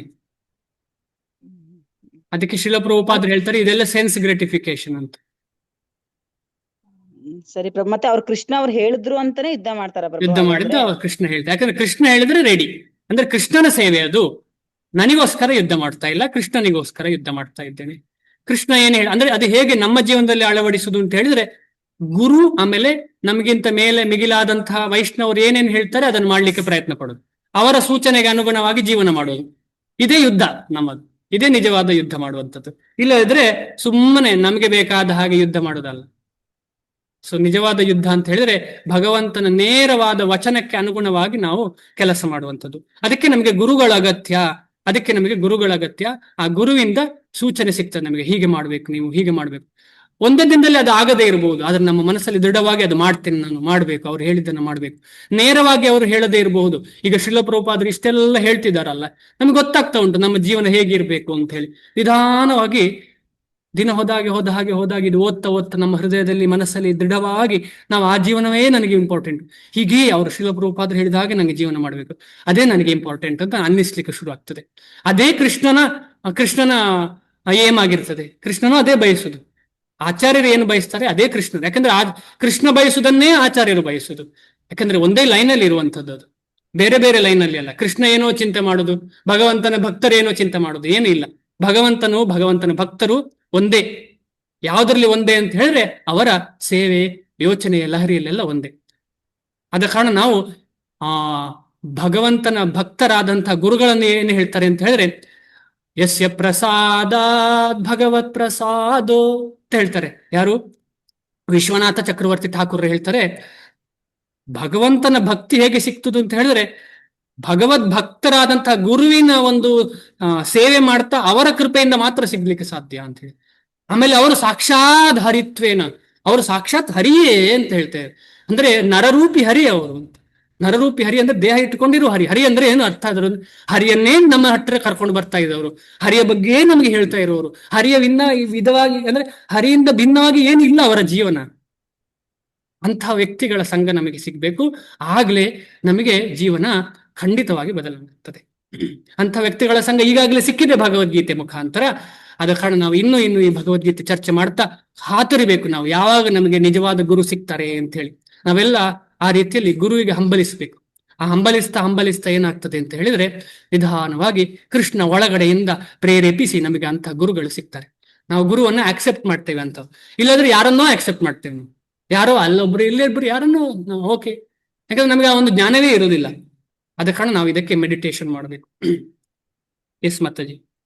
ಹರೇ ಕೃಷ್ಣ ಪ್ರಭು, ತುಂಬಾ ಚೆನ್ನಾಗಿ ತಿಳಿಸ್ಕೊಟ್ರಿ ಪ್ರಭು. ದಂಡವತ್ ಪ್ರಣಾಮ ಪ್ರಭು. ಹರೇ ಕೃಷ್ಣ ಹರೇ ಮಾತಾಜಿ, ಕೃಷ್ಣ. ದಂಡವತ್. ಹರೇ ಕೃಷ್ಣ. ಇನ್ನು ಸಂಶಯ ನಿವಾರಣೆ ಆಗ್ಲಿಲ್ಲ ಅಂದ್ರೆ ಪುನಃ ಕೇಳಿ ದಯವಿಟ್ಟು. ನನ್ಗೆ ಗೊತ್ತಿಲ್ಲ ಅಂದ್ರೆ ಬೇರೆ ಭಕ್ತರು ಖಂಡಿತವಾಗಿ ಹೇಳ್ತಾರೆ. ಸಾಕ್ಷಿ ಮಾತಾಜಿ ಹೇಳಿ, ಹರೇ ಲಾಸ್ಟ್ ಕೃಷ್ಣ ಪ್ರಶ್ನೆ. ಪ್ರಭುಜಿ. ಹರೇ ಕೃಷ್ಣ. ಅದೇ 2ನೇ ಅಧ್ಯಾಯ ತುಂಬಾ ವಿಸ್ತಾರವಾಗಿ ಎಕ್ಸ್ಪ್ಲೇನ್ ಮಾಡಿದೀರಾ. ಸೊ ಜಾಸ್ತಿ ನಾವು ಇವಾಗ ಕೃಷ್ಣನ ಮೇಲೆ ಯಾವುದೇ ಕೆಲಸ ಮಾಡ್ಬೇಕಾದ್ರೆ ಕೃಷ್ಣ ಆ, ಜ್ಞಾನದಲ್ಲಿ ಸೇವೆ ಮಾಡ್ತಾ ಇದೀವಿ ಅಂತ ಮುಂದುವರಿಬೇಕು ಅಂತ. ಅದು ಮೊದಲನೇ ಹೆಜ್ಜೆ. ಹಾ ಅದೇ ಇದೊಂದು ಅದು ಅಲ್ಟಿಮೇಟ್ ಅಲ್ಲ, ಮೊದಲನೇ ಹೆಜ್ಜೆ ಅದಷ್ಟೇ. ಎಂತ ಕೆಲಸ ಮಾಡಿದ್ರು ಕೃಷ್ಣನ ಬಗ್ಗೆ ಚಿಂತನೆ ಮಾಡ್ತಾ ಕೃಷ್ಣನಿಗೆ ಅಂತ ಹೇಳಿ ಮಾಡಬೇಕು ಅಂತ ಹೇಳಿದ್ರೆ ಮೊದಲನೇ ಹೆಜ್ಜೆ. ಹೌದು. ಸೊ ಆ ಒಂದು ಉದ್ದೇಶ ಇಟ್ಕೊಂಡು ನಾವು ಪ್ರಯಾಣನ ಶುರು ಮಾಡ್ಕೋಬೇಕು ನಮ್ದು. ಹೌದು. ಈ ಒಂದು ಪ್ರಶ್ನೆ ಪ್ರಭುಜಿ, ಇವಾಗ ಮೀರಾಬಾಯಿ ಇದ್ರಲ್ಲ, ಹಾ ಅವರು ತುಂಬಾ ಕೃಷ್ಣ ಮದುವೆ ಆದ್ಮೇಲೂ, ಆಮೇಲೆ ಅವರ ಹಸ್ಬೆಂಡ್ ಗಂಡ ಇದ್ರುನು ಆಮೇಲೆ ಕೃಷ್ಣನ ಭಕ್ತಿ ಎಲ್ಲ ಸ್ಟಾರ್ಟ್ ಮಾಡಿದ್ರು. ಸೊ ಆತರ ಎಲ್ಲ ಆಯ್ತು. ಸೊ ಅವ್ರಿಗೆ ಭಕ್ತಿ ಮಾಡ್ಬೇಕಾದ್ರೂ ಭಕ್ತಿ ಮಾರ್ಗದಲ್ಲಿ ತುಂಬಾ ಅಡಚಣೆಗಳು ಬಂದಿದೆ. So Correct. ಈಗ ಆಸ್ ಎ ಹ್ಯೂಮನ್ ನಾವು ಇವಾಗ ಶಿಲ ಪ್ರಭುಪಾದ ಕೃಷ್ಣನ ಸೇವೆಯಲ್ಲಿ ತೊಡಗಿದಾಗ ನಮಗೂ ಅಡಚಣೆಗಳು ಬರುತ್ತೆ. ಸೊ ಖಂಡಿತ. ಇದನ್ನ ಹ್ಯಾಂಡ್ಲ್ ಅಡಚಣೆ ಆ ಒಂದು ಕಾಲದಲ್ಲಿ ಮೀರಾಬಾಯಿಗೆ ಅವಾಗ ಸ್ಪಿರಿಚುಯಾಲಿಟಿ ಮಾತ್ರ ಜಾಸ್ತಿ ಇತ್ತೇನೋ, ಮೆಟೀರಿಯಲ್ ಲೈಫ್ ತುಂಬಾ ಕಮ್ಮಿ ಇತ್ತೇನೋ. ನಾವು ಇಲ್ಲಿ ಇವಾಗ ಮೆಟೀರಿಯಲ್ ಲೈಫ್ ಅಲ್ಲಿ ಮುಳುಗೋಗಿದ್ದೀವಿ ನಾವು. ಅಂದ್ರೆ ಹಾ. ಪ್ರತಿಯೊಂದು ಹೆಜ್ಜೆನಲ್ಲೂ ಮೆಟೀರಿಯಲ್ ಲೈಫ್ ಇದೆ. ಸೊ ಅಂತವರಿಗೆ ಭಕ್ತಿ ಮಾಡೋದಕ್ಕೆ ಕಷ್ಟ ಆಗಿರುವಾಗ ನಾವು ಯಾವ ಲೆವೆಲ್ ಆಫ್ ಕಂಟ್ರೋಲ್ ಮಾಡ್ಬೇಕಾಗ್ಬೋದು ಅಂತ ಹೇಳಿ ಅದು. ಅದೇ ಅವರೆಲ್ಲ ಶುದ್ಧ ಭಕ್ತರು. ಶುದ್ಧ ಭಕ್ತರಿಗಾದ ಅಡಚಣೆಯನ್ನ ನಾವು ಒಂದು ಎಕ್ಸಾಂಪಲ್ ಆಗಿ ನಮ್ಮಲ್ಲಿ ಲೈಫಲ್ಲಿ ಎಕ್ಸಾಂಪಲ್ ಅಲ್ಲ ಅದು. ಶುದ್ಧ ಭಕ್ತರಿಗಾದ ಅಡಚಣೆ ಏನು ಅಂತ ಹೇಳಿದ್ರೆ ಕೃಷ್ಣ ಅವರ ಒಂದು ನಿಜವಾದ ಪ್ರೀತಿಯನ್ನ ಇನ್ನೂ ಜಾಸ್ತಿ ಮಾಡ್ಲಿಕ್ಕೆ ಇರುವಂತಹ ಅದು. ಅಂದ್ರೆ ಅವರ ಜೊತೆಗಿನ ಸಂಬಂಧ ಇನ್ನೂ ಜಾಸ್ತಿ ಆಗ್ತದೆ ಯಾವಾಗ ತೊಂದರೆ ಕೊಡುವಾಗ. ಅದೊಂದು ಅವರದ್ದೊಂದು ಭಗವಂತನದ್ದು ಮತ್ತು ಅಂತ ಶುದ್ಧ ಭಕ್ತರ ನಡುವೆ ಇರುವಂತಹ ಒಂದು ಸಂಬಂಧ. ಅದು ನಾವು ಆ ಲೆವೆಲ್ಗೆ ತಲುಪಲಿಲ್ಲ. ನಮಗೆ ತೊಂದರೆಯಾಗಿ ಆಗ್ತದೆ ಅಂತ ಹೇಳಿ ನಮ್ಮದೇ ಕರ್ಮಗಳಿಂದಾಗಿ. ನಾವೆಷ್ಟೇ ಹೇಳಿದ್ರು ಕೂಡ ನಮ್ಮದೇ ಈಗ ನಮ್ಮ ಕರ್ಮಗಳಿಂದ. ಮನೆಯಲ್ಲಾದ್ರೂ ಅದೇ ಈಗ ನಮ್ಮ ಮನೆಯಲ್ಲಾದ್ರೂ ನಾವು ಆ ಮನೆಯಲ್ಲಿ ಜನ್ಮ ತಾಳಿದ್ದೇವೆ. ಯಾಕೆ ಅಂತ ಹೇಳಿದ್ರೆ ನಮ್ಮ ಕರ್ಮಕ್ಕೆ ಅನುಗುಣವಾಗಿ. ಕೃಷ್ಣ ಭಕ್ತಿ ಮಾಡ್ಬೇಕಂದ್ರೆ ಇವಾಗ ಟೈಮ್ ಕೊಡ್ಬೇಕು. ಟೈಮ್ ಕೊಡದೆ ಕೃಷ್ಣ ಭಕ್ತಿ ಆಗೋದಿಲ್ಲ. So ನಾವು ಒಂದು ರೀತಿ ಮೀರಾಬಾಯಿ ತರ ಆಗ್ಬಿಡ್ತೀವಿ ಇವಾಗ ನಿಧಾನಕ್ಕೆ. ಸೊ ಅಲ್ಲ, ಅವಾಗ ಮನೆ ಹಾಗೆ ಹೇಳಿ ನಮ್ಮ ಮನೆಯಲ್ಲಿರುವವರೆಲ್ಲ ಮೀರಾಬಾಯಿಗೆ ಆದಂತಹ ಸ್ಥಿತಿಯಲ್ಲಿರುವವರು ಅಂತ ಹೇಳಲಿಕ್ಕೆ ಆಗುದಿಲ್ಲ. ನಾವು ಆ ನೆಗೆಟಿವ್ ಚಿಂತನೆಯನ್ನ ಬಿಟ್ಟು ನಮ್ಮ ಮನೆಯಲ್ಲಿ ಇರುವವರೆಲ್ಲ ಭಕ್ತರೇ ಅಂತ ಹೇಳಿ ಭಗವದ್ ಭಕ್ತಿ ಶುರು ಮಾಡಬೇಕು. ಅವ್ರ ಭಕ್ತರಾಗದೇ ಇರಬಹುದು, ಅವರೆಲ್ಲ ಭಕ್ತರೇ ಅಂತ ಹೇಳಿ ನಮ್ಮ ಭಕ್ತಿ ಶುರು ಮಾಡ್ಬೇಕು. ನಾವು ಒಂದು ಗಾಡಿಯಲ್ಲಿ ಹೋಗ್ತಾ ಇದ್ದೇವೆ ಅಂತ ಇಟ್ಕೊಳ್ಳುವ, ಬಸ್ಸಲ್ಲಿ. ಅಯ್ಯೋ ಇವರೆಲ್ಲ ಹುಚ್ಚರಿದ್ದಾರಲ್ಲ ಅಂತ ಹೇಳಿದ್ರೆ ಎಂತ ಆಗ್ಬೋದು ಯೋಚನೆ ಮಾಡಿ. ನನ್ನ ಬಸ್ಸಿನಲ್ಲಿ, ನಾನು ಹತ್ತಿದ ಬಸ್ಸಲ್ಲಿ ಎಲ್ಲರೂ ಹುಚ್ಚರೇ ಇದ್ದಾರೆ, ನಾನೊಬ್ಬ ಸರಿ ಇದ್ದೇನೆ ಅಂತ ಹೇಳಿದ್ರೆ ಏನಾಗ್ಬೋದು? ಯಾರೋ ಒಬ್ಬ ಹುಚ್ಚ ಇರ್ತಾನೆ, ಅದು ವಿಚಾರ ಬೇರೆ. ಅಥವಾ ಒಬ್ಬ ಕುಡ್ಕ ಇರ್ತಾನೆ, ಎಲ್ಲರೂ ಕುಡ್ಕೊಂಡು ಅಯ್ಯೋ ಅಯ್ಯೋ ಎಲ್ಲರೂ ಕುಡಿತಾರೆ ಸಾಕು ಎಲ್ಲಿ ಇಳಿತೇನೆ ಅಂತ ಅನ್ನಿಸ್ಬರ್ಬೋದು. ಅದ ಕಾರಣ ಆ ರೀತಿಯ ಭಕ್ತಿ ನಮ್ಗೆ ಸಾಧ್ಯ ಇಲ್ಲ. ಆದ ಕಾರಣ ನಾವೇನು ನಮ್ಗೆಲ್ಲ ಸೇವೆ, ನಮ್ಗೆಲ್ಲರೂ ಹೆಲ್ಪ್ ಮಾಡ್ತಾರೆ ಅಂತ ಹೇಳಿ, ಯಾಕಂದ್ರೆ ಎಲ್ಲರ ಹೃದಯದಲ್ಲೂ ಭಕ್ತಿ ಇದೆ, ಎಲ್ಲರ ಹೃದಯದಲ್ಲೂ ಭಕ್ತಿ ಇದೆ. ಆದ ಕಾರಣ ನಾವು ಯಾವತ್ತೂ ಒಂದಿಂಚು ಬೇರೆಯವರನ್ನ ಅವ್ರ ಭಕ್ತರಲ್ಲ ಅಂತ ಥಿಂಕ್ ಮಾಡಬಾರ್ದು ನಾವು. ಯಾಕೆಂತ ಹೇಳಿದ್ರೆ ಅದು ತೊಡಕಾಗ್ತದೆ. ಹಾಗೆ ಅಂತೇಳಿ ಫೋರ್ಸ್ ಮಾಡಿ ಅವರಿಗೆ ನೀನು ಭಕ್ತನಾಗು ಅಂತ ಹೇಳುದು ತಪ್ಪಾಗ್ತದೆ. ನಾವೊಂದು ಒಂದು ಟ್ರಿಕ್ ಉಪಯೋಗಿಸ್ಬೇಕು. ಅಂದ್ರೆ ಭಗವಂತ ನಮ್ಗೆ ಏನೆಲ್ಲ ಈ ಭಗವದ್ಗೀತೆಯಲ್ಲಿ ಟ್ರಿಕ್ ತೋರಿಸ್ತಿದ್ದಾರೆ ಅದನ್ನೆಲ್ಲ ಉಪಯೋಗಿಸ್ಬೇಕು. ಭಕ್ತರು ಜಾಣರು ಅಂತ ಹೇಳ್ತಾರೆ ಶ್ರೀಲ ಪ್ರಭುಪಾದರು. ತುಂಬಾ ಜಾಣರು ಅಂದ್ರೆ ಎಲ್ಲೆಲ್ಲಿ ಬೇಕು ಅಲ್ಲಲ್ಲಿ ಅವರನ್ನು ಉಪಯೋಗಿಸಿ ಹೇಗೋ ಭಗವಂತನ ಭಕ್ತಿ ಅವರು ಮಾಡ್ತಾರೆ, ಬೇರೆಯವರನ್ನು ಮಾಡಿಸ್ಲಿಕ್ಕೆ ಪ್ರಯತ್ನ. ಇದು ಸ್ವಲ್ಪ ಏನ್ ಹೇಳುದು, ಎಡ್ಜ್ ಆಫ್ ದ ಬ್ಲೇಡ್ ಅಲ್ಲಿ ನಡೆದ ಹಾಗೆ ಸ್ವಲ್ಪ ನೋಡ್ಕೊಂಡು ಮಾಡ್ಬೇಕು. ಯಾಕಂದ್ರೆ ನೋಡಿ, ನನ್ನ ಒಂದು ಬಿಹೇವಿಯಿಂದ ಯಾರಾದ್ರೂ ಭಕ್ತಿಯಿಂದ ಹೊರಗೆ ಬರ್ತಾರೆ ಅಂತಂದ್ರೆ ಏನಾಗ್ಬೋದು, ನಾನು ಮಹಾಪಾಪಿ ಆಗ್ಬಿಡ್ತೇನೆ. ನನ್ನ ಒಂದು ಬಿಹೇವಿಯರ್ ಇಂದಾಗಿ ಯಾರಿಗಾದ್ರೂ ಭಕ್ತಿಯಿಂದ ಹೊರಗೆ ಅವರ ಕೃಷ್ಣನನ್ನ ಹೇಳ್ತಾರೆ, ಆದ್ರೆ ಅಲ್ಲಿ ಹೋಗಿ ಅದು ಮಾಡ್ತಾರೆ, ಅವರು ಅಲ್ಲಿ ಹೋಗಿ ಇದು ಮಾಡ್ತಾರೆ. ಎಂತ ಒಂದು ಅಪಪ್ರಚಾರ ನನ್ನ ಬಗ್ಗೆ. ಅಲ್ಲ, ಕೃಷ್ಣನ ಬಗ್ಗೆ ನನ್ನ ಬಗ್ಗೆ ಏನೇ ಆಗ್ಲಿ, ಕೃಷ್ಣನ ಬಗ್ಗೆ ಅಪಪ್ರಚಾರ, ಭಕ್ತಿಯ ಬಗ್ಗೆ ಅಪಪ್ರಚಾರ, ಶ್ರೀಲ ಪ್ರಭುಪಾದರ ಬಗ್ಗೆ ಅಪಪ್ರಚಾರ ಆಗ್ತದೆ. ಅದ ಕಾರಣ ನಾವು ಭಾರಿ ಜಾಗ್ರತೆಯಲ್ಲಿ ಬೇಕು. ಪ್ರತಿಯೊಂದು ಫ್ಯಾಮಿಲಿ ನಾವೆಲ್ಲ ಯಾವ ರೀತಿಯಲ್ಲಿ ಬಿಹೇವ್ ಮಾಡ್ಬೇಕು ಅಂತ ಹೇಳಿದ್ರೆ, ಕೃಷ್ಣ ಪ್ರಜ್ಞೆಯವರಂದ್ರೆ ಆಹಾ ಇವರನ್ನು ಹೋಗಿ ಮಾತಾಡ್ಬೇಕು ನಾವು, ಇವರಲ್ಲಿ ನಾವು ಸಂಘ ಮಾಡಬೇಕು ನಾವು ಅಂತ ಆ ರೀತಿಯ ಬಿಹೇವಿಯರ್ ಆಗ್ಬೇಕು ನಮಗೆ. ಇದೇ ನಮ್ಮ ಹತ್ರ ಭಗವಂತ ಎಕ್ಸ್ಪೆಕ್ಟ್ ಮಾಡುದು, ಶ್ರೀಲ ಪ್ರಭುಪಾದರು ಎಕ್ಸ್ಪೆಕ್ಟ್ ಮಾಡುದು. ಅದಕ್ಕೆ ಹೇಳಿದು ಚೈತನ್ಯ ಮಹಾಪ್ರಭುಗಳ ದಾಸರಾದಂತಹ ಷಡ್ಗೋಸ್ವಾಮಿಗಳು ನಿರ್ಮತ್ಸರಾಣಾಂ ಸತಾಂ ಅಂತ ಅವರು ಭಾಗವತಮದಲ್ಲಿ ಕೂಡ ಹೇಳ್ತದೆ. ನಿರ್ಮತ್ಸರಾಣಾಂ ಸತಾಂ, ಭಗವದ್ ಭಕ್ತರು ಯಾರ ಜೊತೆಯೂ ಮತ್ಸರದಲ್ಲಿ ಇರುವುದಿಲ್ಲ, ಅವರೆಲ್ಲರಿಗೂ ಸಮಾನವಾಗಿರ್ತಾರೆ ಅಂತ ಹೇಳಿ ಅಲ್ಲಿ ಹೋಗಿ ಗುಂಡಿಗೆ ಬೀಳುವುದಲ್ಲ ನಾವು. ಅಂದ್ರೆ ನಾವು ನೋಡ್ಬೇಕು, ನಾವು ನಮ್ಮ ಭಕ್ತಿ ಎಲ್ಲೂ ನಿಲ್ಬಾರ್ದು, ಬಟ್ ಅವರಿಗೂ ಭಕ್ತಿ ಕೊಡ್ಬೇಕು. ಈ ರೀತಿಯಲ್ಲಿ ನಮ್ಮ ಜೀವನವನ್ನ ನಾವು ನಿಧಾನವಾಗಿ ಪರಿವರ್ತನೆ ಮಾಡ್ಲಿಕ್ಕೆ ಪ್ರಯತ್ನ ಪಡ್ಬೇಕು. ಬೇರೆ ಯಾರಿಗಾದ್ರೂ ಉತ್ತರ ಕೊಡ್ಬೇಕಾ ಇದಕ್ಕೆ? ನಾನು ಸರಿ ಹೇಳಿಲ್ಲ ಅಂದ್ರೆ ದಯವಿಟ್ಟು ಸತ್ಯರೂಪ ಮಾತಾಜಿಯವರಾಗ್ಲಿ, ಅನುಸೂಯ ಮಾತಾಜಿ ಆಗ್ಲಿ, ದಮಯಂತಿ ಮಾತಾಜಿ ಖಂಡಿತವಾಗಿ ಉತ್ತರ ಕೊಡಿ. ಬೇರೆ ಯಾರು ಗೊತ್ತಿದ್ರು ಪರವಾಗಿಲ್ಲ, ಉತ್ತರ ಕಂಪ್ಲೀಟ್ ಆಗ್ಲಿಲ್ಲ ಅಂದ್ರೆ. ನನಗೆ ಅರ್ಥ ಆಯ್ತು ಪ್ರಭುಜಿ. ಹರೇ ಹರೇ ಕೃಷ್ಣ. ಕೃಷ್ಣ. ಧನ್ಯವಾದ. ಸರಿ, ನಿಲ್ಸೋಣ ಇವತ್ತು. ಧನ್ಯವಾದಗಳು ಎಲ್ರಿಗೂ. ನಾಳೆಯಿಂದ ಹೊಸ ಅಧ್ಯಾಯ ಏಕಾದಶಿ 3ನೇ ಅಧ್ಯಾಯವನ್ನ ಶುರು ಮಾಡೋಣ. ವಾಂಚಾಕಲ್ಪತರುಭ್ಯಶ್ಚ ಕೃಪಾ ಸಿಂಧುಭ್ಯ ಏವ ಚ ಪತಿತಾನಾಂ ಪಾವನೇಭ್ಯೋ ವೈಷ್ಣವೇಭ್ಯೋ ನಮೋ ನಮಃ. ಅನಂತ ಕೋಟಿ ವೈಷ್ಣವ ವೃಂದ ಕಿ ಜೈ. ನಾಮಾಚಾರ್ಯ ಶ್ರೀಲ ಹರಿದಾಸ್ ಠಾಕುರ್ ಕಿ ಜೈ. ಜಗದ್ಗುರು ಶ್ರೀಲ ಪ್ರಭುಪಾದ ಕಿ ಜೈ. ಹರೇ ಕೃಷ್ಣ. ಧನ್ಯವಾದ. ಧನ್ಯವಾದ. ಮಾಡ್ತೀನಿ. ಹರೇ ಕೃಷ್ಣ.